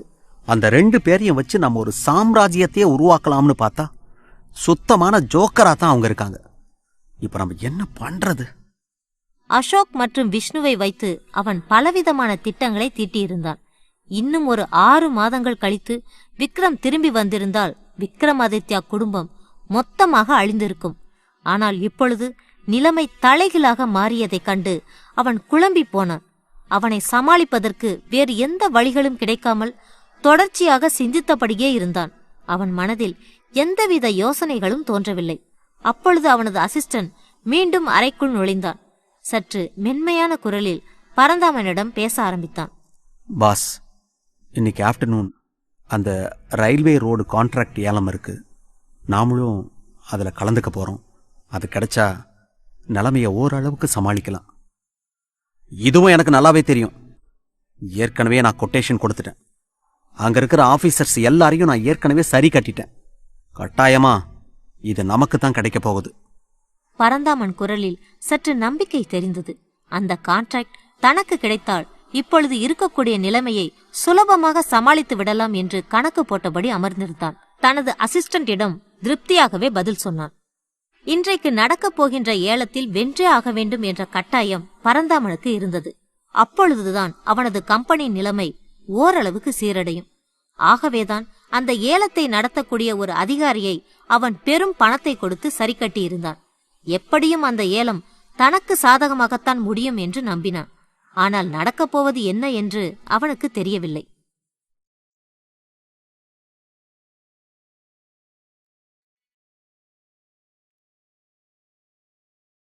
அத்தியாயம் 77. ஏலம் நடக்கப் போகுது. விக்ரமின் வீட்டில் காத்திருந்த சித்தார்த்தின் பொறுமை ஒவ்வொரு கணமும் குறைந்து கொண்டே போனது. இவங்க இப்போதைக்கு கிளம்புற மாதிரி தெரியல. இன்னும் எவ்வளவு நேரத்துக்கு நம்ம இங்கேயே வெயிட் பண்றது? வெறுப்பாக நினைத்தவன் ஹாலில் எழுந்து சில கணங்கள் நடந்தான். பின்னர் மீண்டும் தனது இடத்தில் வந்து அமர்ந்து கொண்டான். அப்பொழுது ஆர்த்தி அங்கு வந்து சேர்ந்தாள். சித்தார்த் சற்று உற்சாகமான குரலில் பேச ஆரம்பித்தான். என்ன மேடம், எல்லாரும் கிளம்பியாச்சா?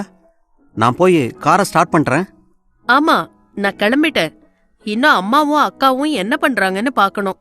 அவங்களும் கிளம்பின உடனே சீக்கிரமா வந்துடுற. எல்லாரும் போயிரலாம். என்ன, இன்னும் 2 பேர் இருக்காங்களா? ஒரு ஆள் கிளம்பவே இவ்வளோ நேரம் ஆயிடுச்சு. இன்னும் 2 பேரு. எவ்வளோ நேரம் ஆக போகுதுன்னு தெரியல. என்ன கதை சொல்ல போறாங்கன்னு தெரியல. வெறுப்பாக நினைத்துக்கொண்டு அவன் ஆர்த்தியை முறைத்து பார்த்தான். அவளும் எந்த பதிலும் சொல்லாமல் தனது அக்காவும் அம்மாவும் இருக்கக்கூடிய அறைகளை நோக்கி ஓடத் தொடங்கினாள். அடுத்த அரை மணி நேரத்தில் அவர்கள் இருவரும் கிளம்பி வந்து விட்டார்கள்.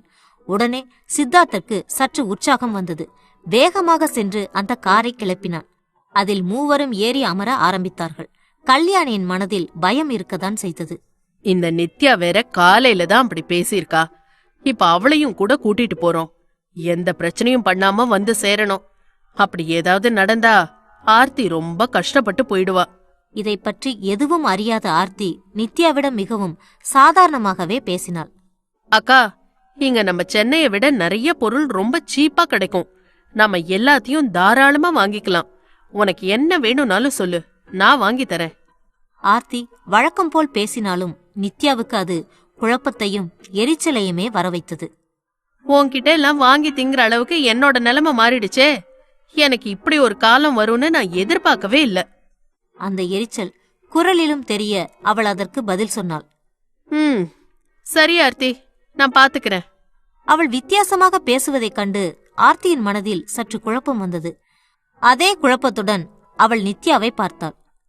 சரி, காரை எடுக்க சொல்ல ஆர்த்தி, நாம போகலாம். பேச்சை மாற்றுவதற்காக அவள் இந்த வார்த்தைகளை சொன்னாள். ஆர்த்தியும் சித்தார்த்தை பார்த்து தலையை அசைக்க அவன் காரை கிளப்பினான். அந்த காரில் பயணிப்பதே அவர்களுக்கு வித்தியாசமான உணர்வாக தெரிந்தது. தரையில் பயணிக்கிறோமா இல்லை காற்றில் பறக்கிறோமா என்பது கூட அவர்களுக்கு தெரியவில்லை. சித்தார்த் சற்று வேகமாகத்தான் அந்த காரை ஓட்டினான். ஆனாலும் அதன் அதிர்வுகள் அவர்களுக்கு தெரியவில்லை. சரி, முதல்ல நாம எங்க போகணும்? உங்களுக்கு என்ன வாங்கணும்? நாங்க கொஞ்சம் ட்ரெஸ் வாங்கலான்னு இருக்கோம். அதனால அந்த மாதிரி ஜவுளி கடைக்கு கூட்டிட்டு போங்க. சரி, அப்ப விக்ரமாதித்யா குடும்பத்துக்கு சொந்தமா மொத்தம் 26 ஜவுளி கடை பக்கத்திலேயே இருக்கு. அதுல எதுக்காவது போலாம். உங்களுக்கு வேண்டியது எல்லாமே அங்க கிடைக்கும். ஐயோ சித்தார்த், அவருக்கு சொந்தமான கடைக்கு கூட்டிட்டு போகாதீங்க. அதை தவிர வேற ஏதாவது கடை இருந்தா பாக்கலாம். அங்க போறதுதான் நம்ம எல்லாருக்குமே நல்லது. இப்படி சொன்னா நான் என்ன பண்றது மேடம்? சார் உங்களை அங்கதான் கூட்டிட்டு போக சொல்லியிருக்காரு. அங்க எல்லா பிராண்ட்ஸும் இருக்கும். வேண்டியது எல்லாத்தையும் நீங்க தாராளமா வாங்கிக்கலாம். தம்பி, நாங்க சொல்றது உங்களுக்கு புரியலையா? ரிசப்ஷனுக்கு நாங்களும் பணம் செலவு பண்ணணும்னு நினைக்கிறோம். அதுக்காக தான் இப்படி சொல்றா. நீங்க வேற கடைக்கு கூட்டிட்டு போங்க. சித்தார்த்துக்கு இப்பொழுதுதான் அனைத்து விஷயங்களும் புரிந்தது. சரிங்க மேடம், நீங்க சொன்ன மாதிரியே வேற கடைக்கு கூட்டிட்டு போறேன். விக்ரமாதித்யா குடும்பத்திற்கு அடுத்து அங்கே இருக்கக்கூடிய பெரிய கடைகள் என்றால் அது பரந்தாமனுக்கு சொந்தமானது. அந்த கடைகளை நோக்கிதான் இப்பொழுது சித்தார்த்தின் கார் ஓடியது. அந்த கடைக்கு போறதால என்ன பிரச்சனை வரப்போகுதுன்னு தெரியல. ஏற்கனவே பரந்தாமன் நம்ம மேல ரொம்ப கோவமா இருப்பாரு. இவ்வாறு நினைத்து கொண்டுதான் அவன் அந்த பகுதியை நோக்கி சென்றான். இதே சமயத்தில் விக்ரம் தனது கம்பெனியில் பார்க்க வேண்டிய வேலைகள் அனைத்தையும் முடித்துவிட்டு அந்த ஏலம் நடைபெறக்கூடிய இடத்திற்கு கிளம்பியபடி இருந்தான். அந்த சித்தார்த்து நம்ம கூட இருந்திருந்தா ரொம்ப நல்லா இருந்திருக்கும். அவனை அனுப்பி வச்சுட்டு நம்ம மத்த வேலையை பார்த்திருக்கலாம். இந்த நினைவுதான் அவன் மனதில் ஓடியது. அவன் தனது காரை கிளப்பிக் கொண்டு அந்த ஏலம் நடக்கும் கவர்மெண்ட் ஆபீஸை நோக்கி சென்றான். அந்த ஆபீஸில் பெரும் பணக்காரர்களும் நகரில் இருக்கக்கூடிய முக்கியமான பல புள்ளிகளும் வந்திருந்தார்கள். அவர்கள் அனைவரும் அந்த ஏலத்தை குறித்துதான் பேசியபடி இருந்தார்கள். மொத்தம் 50,000 கோடி ரூபாய் கான்ட்ராக்ட். யாருக்கு போகுதோ தெரியல. நீ சொல்றது சரிதான், யாருக்கு போக போகுதுன்னு தெரியல. ஆனா யாரு இதை எடுக்கிறாங்களோ அவங்களுக்கு லக்குன்னு தான் சொல்லணும். ப்ராஃபிட் மட்டுமே 5,000 கோடிக்கு மேல நிற்கும். அதுவும் இல்லாம கவர்மெண்ட் ப்ராஜெக்ட். நாம விருப்பப்பட்டபடி பணத்தை சேர்த்துக்கலாம். அந்த பணக்காரன் சிரிக்க ஆரம்பித்தான். அவனுக்கு எதிரில் இருந்தவனும் அவனை பார்த்து கண்ணடித்தான். அதாவது இந்த அரசாங்க ப்ராஜெக்டில் இருந்து இயன்ற அளவு பணத்தை சம்பாதித்து விடலாம் என்பது அவர்களின் திட்டமாக இருந்தது. அந்த சமயத்தில்தான் விக்ரமின் கார் அங்கே வந்து நின்றது. அதை பார்த்த உடனே பலருக்கு அவனை அடையாளம் தெரிந்தது. உடனே இதுவரை உற்சாகமாக பேசிக் கொண்டிருந்த பணக்காரர்கள் அனைவரும் மூச்சை பிடித்துக் கொண்டார்கள். அதில் ஒரு பணக்காரன் மெல்லியதான குரலில் சில வார்த்தைகளை சொன்னான்.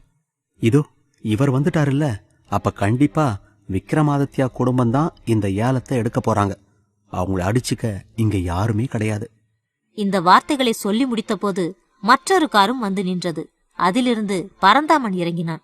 முதலில் பேசியவனுக்கு எதிராக இன்னொரு பணக்காரன் சில வார்த்தைகளை சொன்னான். என்ன சொன்ன நீ? ஏலம் விக்ரமுக்கு போக போகுதா?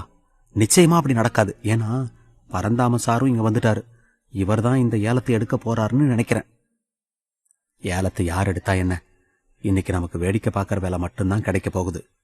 அதுதான் நல்லா தெரியுது. இவ்வாறு குழப்பமாக பேசிக்கொண்டே அந்த பணக்காரர்கள் அனைவரும் உள்ளே செல்ல ஆரம்பித்தார்கள். அப்பொழுது கார்களை விட்டு இறங்கி வந்த விக்ரமும் பரந்தாமனும் ஒரு கணம் ஒருவரை மற்றொருவர் சந்தித்துக் கொண்டார்கள்.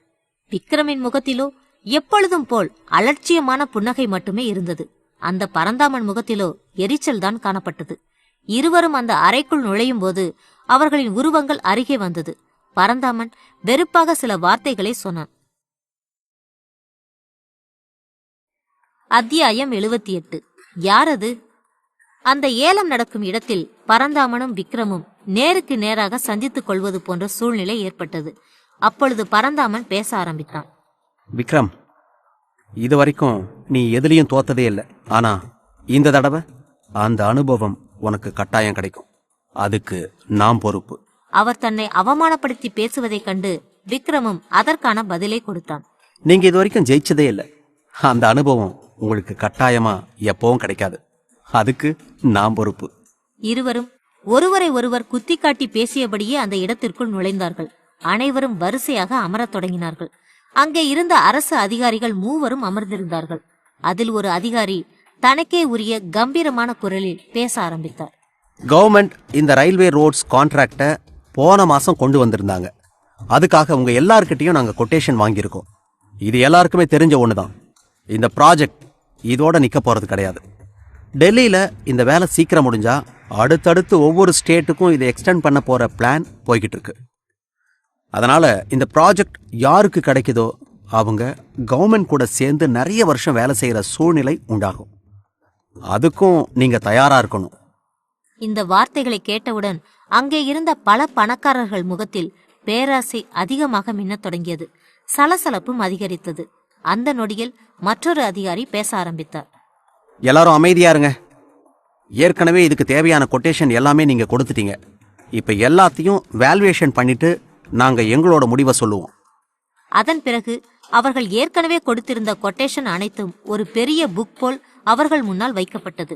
அதை புரட்டி அவர்கள் ஒவ்வொரு பேப்பராக சோதனை செய்ய தொடங்கினார்கள்.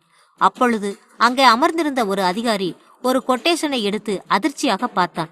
பின்னர் அதை மடக்கி தன் நோட்டுக்கு உள்ளே வைத்துவிட்டு அடுத்த சில கொட்டேஷன்களை சோதனை செய்தான். பின்னர் மூவரும் சிறிது நேரம் கலந்து ஆலோசித்தார்கள். இந்த விஷயங்கள் அனைத்தும் நடப்பதற்கு ஏறத்தாழ அரை மணி நேரம் பிடித்தது. இத்தனை நேரமும் அந்த பணக்காரர்கள் வெறுப்பின் உச்சியில்தான் அமர்ந்திருந்தார்கள். அப்பொழுது அந்த அதிகாரி ஒரு முடிவு எடுத்தவராய் பேச ஆரம்பித்தார்.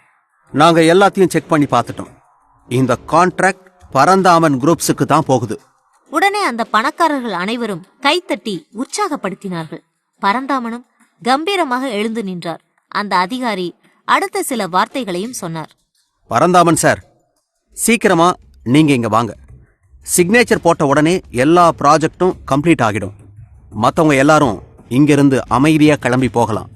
அதை கண்ட பரந்தாமன் முகத்தில் உற்சாகமும் கம்பீரமும் பொங்க அந்த அதிகாரிகளை நோக்கி நடந்து செல்ல தொடங்கினான். அந்த சமயத்தில் விக்ரமை கடந்து செல்ல வேண்டிய சூழ்நிலையும் வந்தது. விக்ரமின் முகத்தை பார்த்து ஒரு கணம் மிகவும் கேலியாக சிரிக்க ஆரம்பித்தார். என்ன விக்ரம், இந்த ஏலம் தொடங்குறதுக்கு முன்னாடி என்ன சொன்ன? நான் ஜெயிக்கவே மாட்டேன்னு சொன்னல. இப்ப என்ன நடந்துச்சுன்னு பாத்தியா? இதே மாதிரி தான் எல்லா தடவையும் நடக்க போகுது. உனக்கு இனிமே தோல்வி மட்டும்தான் பரிசா கிடைக்கும். உற்சாகமாக இந்த வார்த்தைகளை சொல்லிவிட்டு தொடர்ச்சியாக தனது பாதையில் முன்னேறி சென்றார். இந்த சூழ்நிலையிலும் விக்ரமின் முகத்தில் எந்தவித குழப்பமோ ஏமாற்றமோ காணப்படவில்லை. அங்கு சாதாரணமான சிரிப்பு மட்டும்தான் இருந்தது. பரந்தாமன் சார், இன்னும் அந்த கான்ட்ராக்ட் உங்க கைக்கு வரல. அதுக்குள்ள இப்படி பேசினா என்ன அர்த்தம்? ஜெயிக்கிறதுக்கு முன்னாடி எப்பவுமே ஆடக்கூடாது. அதை முதல்ல புரிஞ்சுக்கோங்க. விக்ரம் எதற்காக இப்படி பேசுகிறான் என்பது பரந்தாமனுக்கு புரியவில்லை. ஆனாலும் தலையை அசைத்தபடி தொடர்ச்சியாக நடந்து சென்றார். சரியாக அவர் அந்த அதிகாரியின் மேஜையை அடைந்து கையெழுத்து போடுவதற்காக பேனாவை எடுத்த அந்த நொடியில் அங்கு ஒரு பெரும் அதிசயம் நடந்தது. இதே சமயத்தில் பரந்தாமனின் ஜவுளி கடைக்கு சித்தார்த்தும் அந்த 3 பெண்மணிகளும் வந்திருந்தார்கள்.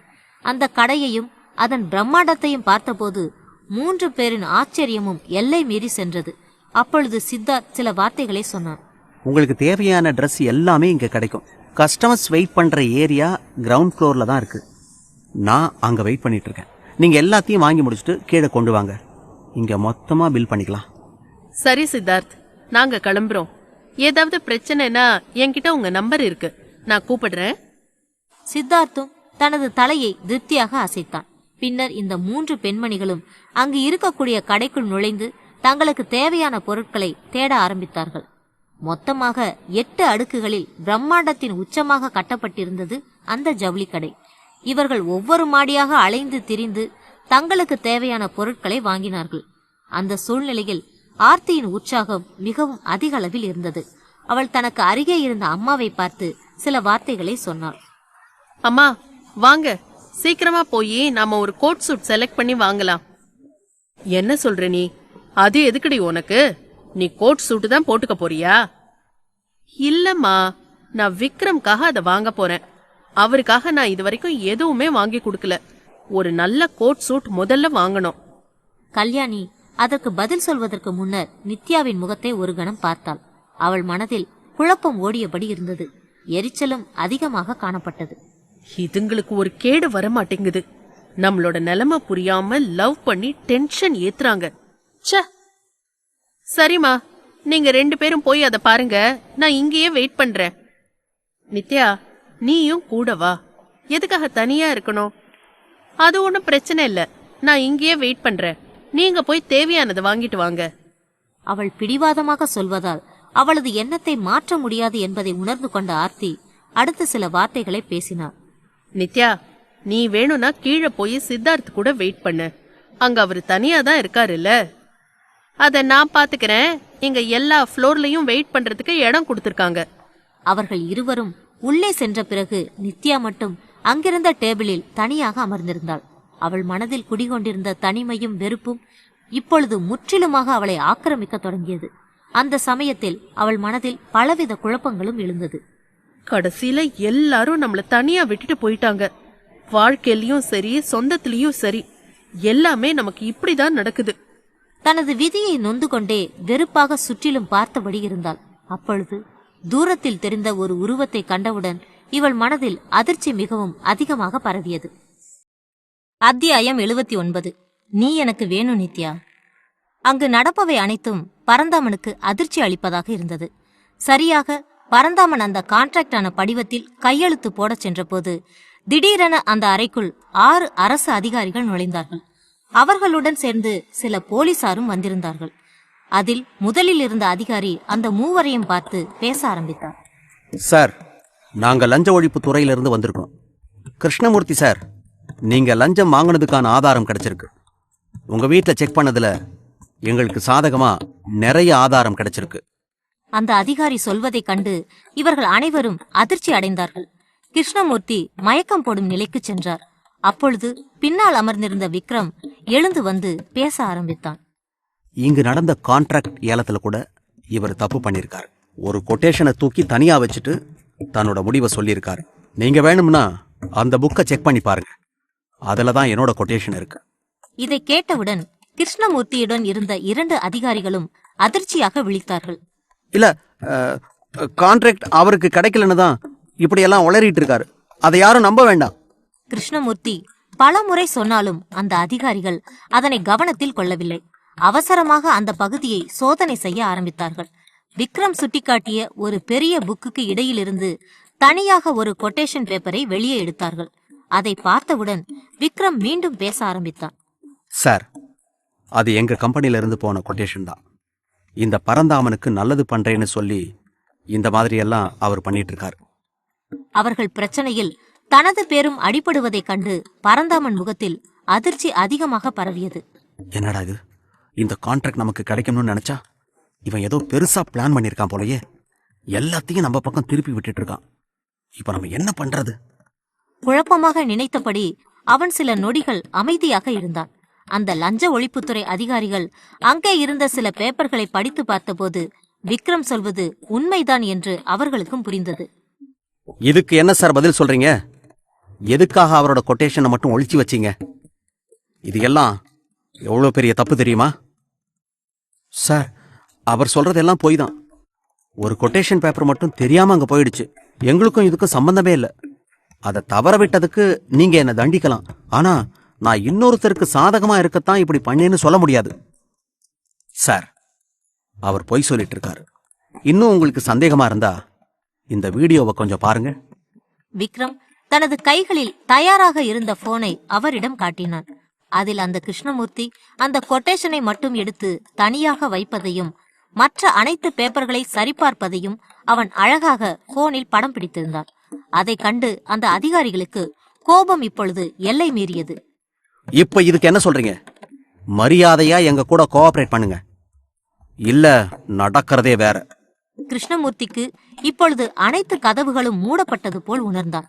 அந்த அதிகாரிகள் பரந்தாமனிடம் கூட சில வார்த்தைகள் சொன்னார்கள். சார், உங்களுக்காகத்தான் அவர் இந்த வேலையை பார்த்திருப்பாரோன்னு எங்களுக்கு சந்தேகமா இருக்கு. நாங்க சொல்றப்போ நீங்க விசாரணைக்கு வரணும். இந்த பிரச்சனை முடிகிற வரைக்கும் எங்கேயும் போகக்கூடாது. வெறுப்பான வார்த்தைகளை சொல்லிவிட்டு கிருஷ்ணமூர்த்தியை கைது செய்து அழைத்துச் சென்றார்கள். இப்பொழுது மீதம் இருக்கக்கூடிய 2 அதிகாரிகள் அங்கிருந்த கொட்டேஷனை மீண்டும் ஒருமுறை சரிபார்த்து தங்களது முடிவை சொல்லத் தொடங்கினார்கள். இந்த ஏலத்துல கம்மியான அமௌண்ட்டை கோட் பண்ணது நம்ம விக்ரமாதித்யா குரூப்ஸ் தான். அதனால இந்த கான்ட்ராக்ட் மிஸ்டர் விக்ரமுக்கு தான் போகுது. அங்கே நடப்பது அனைத்தும் பலருக்கும் கனவு போல் தோன்றியது. அந்த பணக்காரர்கள் மெதுவாக அதிர்ச்சியிலிருந்து வெளியே வந்து கைத்தட்ட தொடங்கினார்கள். பரந்தாமனோ என்ன செய்வது என்று தெரியாமல் அப்படியே உறைந்து போன நிலையில் இருந்தார். இப்பொழுது விக்ரம் அவரை பார்த்து சில வார்த்தைகளை சொன்னான். இப்பவாவது நான் சொல்றத புரிஞ்சுக்கோங்க. ஜெயிக்கிறதுக்கு முன்னாடி கொண்டாடுறதும் ஜெயிச்சதுக்கு அப்புறம் ஆடுறதும் எப்பவுமே இருக்கக்கூடாது. அதை புரிஞ்சுக்கோங்க. வெறுப்பாக சொல்லிவிட்டு அவன் அந்த ஃபார்மில் கையெழுத்து போட தொடங்கினான். அந்த பெரிய கான்ட்ராக்ட் விக்ரமாதித்யா குடும்பத்திற்கு முற்றிலுமாக கிடைத்துவிட்டது. பரந்தாமனோ முற்றிலும் உடைந்து போன மனநிலையில் விரக்தியின் உச்சிக்கு செல்ல ஆரம்பித்தார். இங்க என்னதான் நடக்குதுன்னு தெரியல. கிருஷ்ணமூர்த்தி கூட நம்ம சரி கட்டி வச்சிருந்தோம். ஆனா அவனே அரெஸ்ட் ஆகுற மாதிரி ஆயிடுச்சு. விக்ரம் அவரையே இந்த நிலைமைக்கு கொண்டு வந்துட்டான். அவனால மட்டும் எப்படி இதையெல்லாம் பண்ண முடியுதுன்னு தெரியல. இவ்வாறு பல எண்ணங்கள் பரந்தாமன் மனதில் ஓடியது. விக்ரமாதித்யா குடும்பத்தை அழிப்பதற்காக தான் செய்த அனைத்து முயற்சிகளும் தோல்வியில் முடிந்ததைக் கண்டு உடைந்து போன நிலையில்தான் இருந்தார். அந்த ஜவுளி கடையில் அமர்ந்திருந்த நித்யா திரும்பி பார்த்தபோது அங்கே அவளுக்கு பழக்கமான உருவம் தெரிந்தது. யார் இது? அவனா? அவன் எப்படி இங்க வந்தான்? அப்படியெல்லாம் நடக்கிறதுக்கு வாய்ப்பே கிடையாதே. இவ்வாறு நினைத்துக்கொண்டே அந்த உருவத்தை தொடர்ச்சியாக கவனித்தாள். கூட்டத்தினர் இடையே தூரமாக காணப்பட்ட அந்த உருவம் மெதுவாக நகர்ந்து இவள் இருக்கக்கூடிய இடத்திற்கு வந்து சேர்ந்தது. அது அவன்தான் என்பது நித்யாவுக்கு உறுதியானது. அருகே வந்த சங்கர் நித்யாவை பார்த்து பேச ஆரம்பித்தான். நித்யா, எப்படி இருக்க? நீ இல்லாம நான் எவ்வளவு கஷ்டப்பட்டு போயிட்டேன் தெரியுமா? அவன் பரிதாபமாக பேசினாலும் நித்யாவுக்கு மனதில் இருந்த கோபம் குறையவில்லை. அவனிடம் பேசுவதற்கு விருப்பம் இல்லாமல் வேறு பக்கம் தலையை திருப்பிக் கொண்டான். நித்யா, உன்னை பாக்குறதுக்காக ரொம்ப தூரம் டிராவல் பண்ணி வந்திருக்கேன். தயவு செஞ்சு ஏதாவது பேசு. என் மேல கோபமா இருக்காத. மிகவும் நல்லவனைப் போல பரிதாபமான குரலில் அவளின் கையை பிடித்தபடி சங்கர் இந்த வார்த்தைகளை சொன்னான். நித்யா தனது கையை உதறிவிட்டு பேச ஆரம்பித்தாள். ஆமா, என் மேல இருக்கிற அக்கறையில தான் இன்னொரு பொண்ணு தேடி போனேன். நீ சொல்ற எந்த பொய்யையும் கேட்கறதுக்கு நான் தயாரா இல்ல. மரியாதையா கிளம்பி போ. அவள் வெறுப்பான வார்த்தைகளை உதிர்த்தாலும் அந்த சங்கர் அவளை விட்டு விலகுவது போல் தெரியவில்லை. தொடர்ச்சியாக பரிதாபமான குரலில் பேச ஆரம்பித்தான். நித்யா, அந்த வீடியோவை பார்த்துட்டு நீயும் என்ன தப்பா நினைச்சிட்டு இருக்கியா? அதுக்கும் எனக்கும் ஒரு சம்பந்தமும் கிடையாது. அந்த விக்ரம் தான் என்னை அழிக்க இப்படி பண்ணான். எடிட் பண்ண வீடியோவை வச்சு எல்லாரையும் ஏமாத்திட்டான். அந்த வீடியோல இருந்தது யாருன்னு கூட தெரியாது. தன் கைவசம் இருந்த பல பொய்களை வரிசையாக இறக்கிவிட தொடங்கினான். ஆனால் நித்யா அவற்றை அவ்வளவு சாதாரணமாக நம்புவது போல் தெரியவில்லை.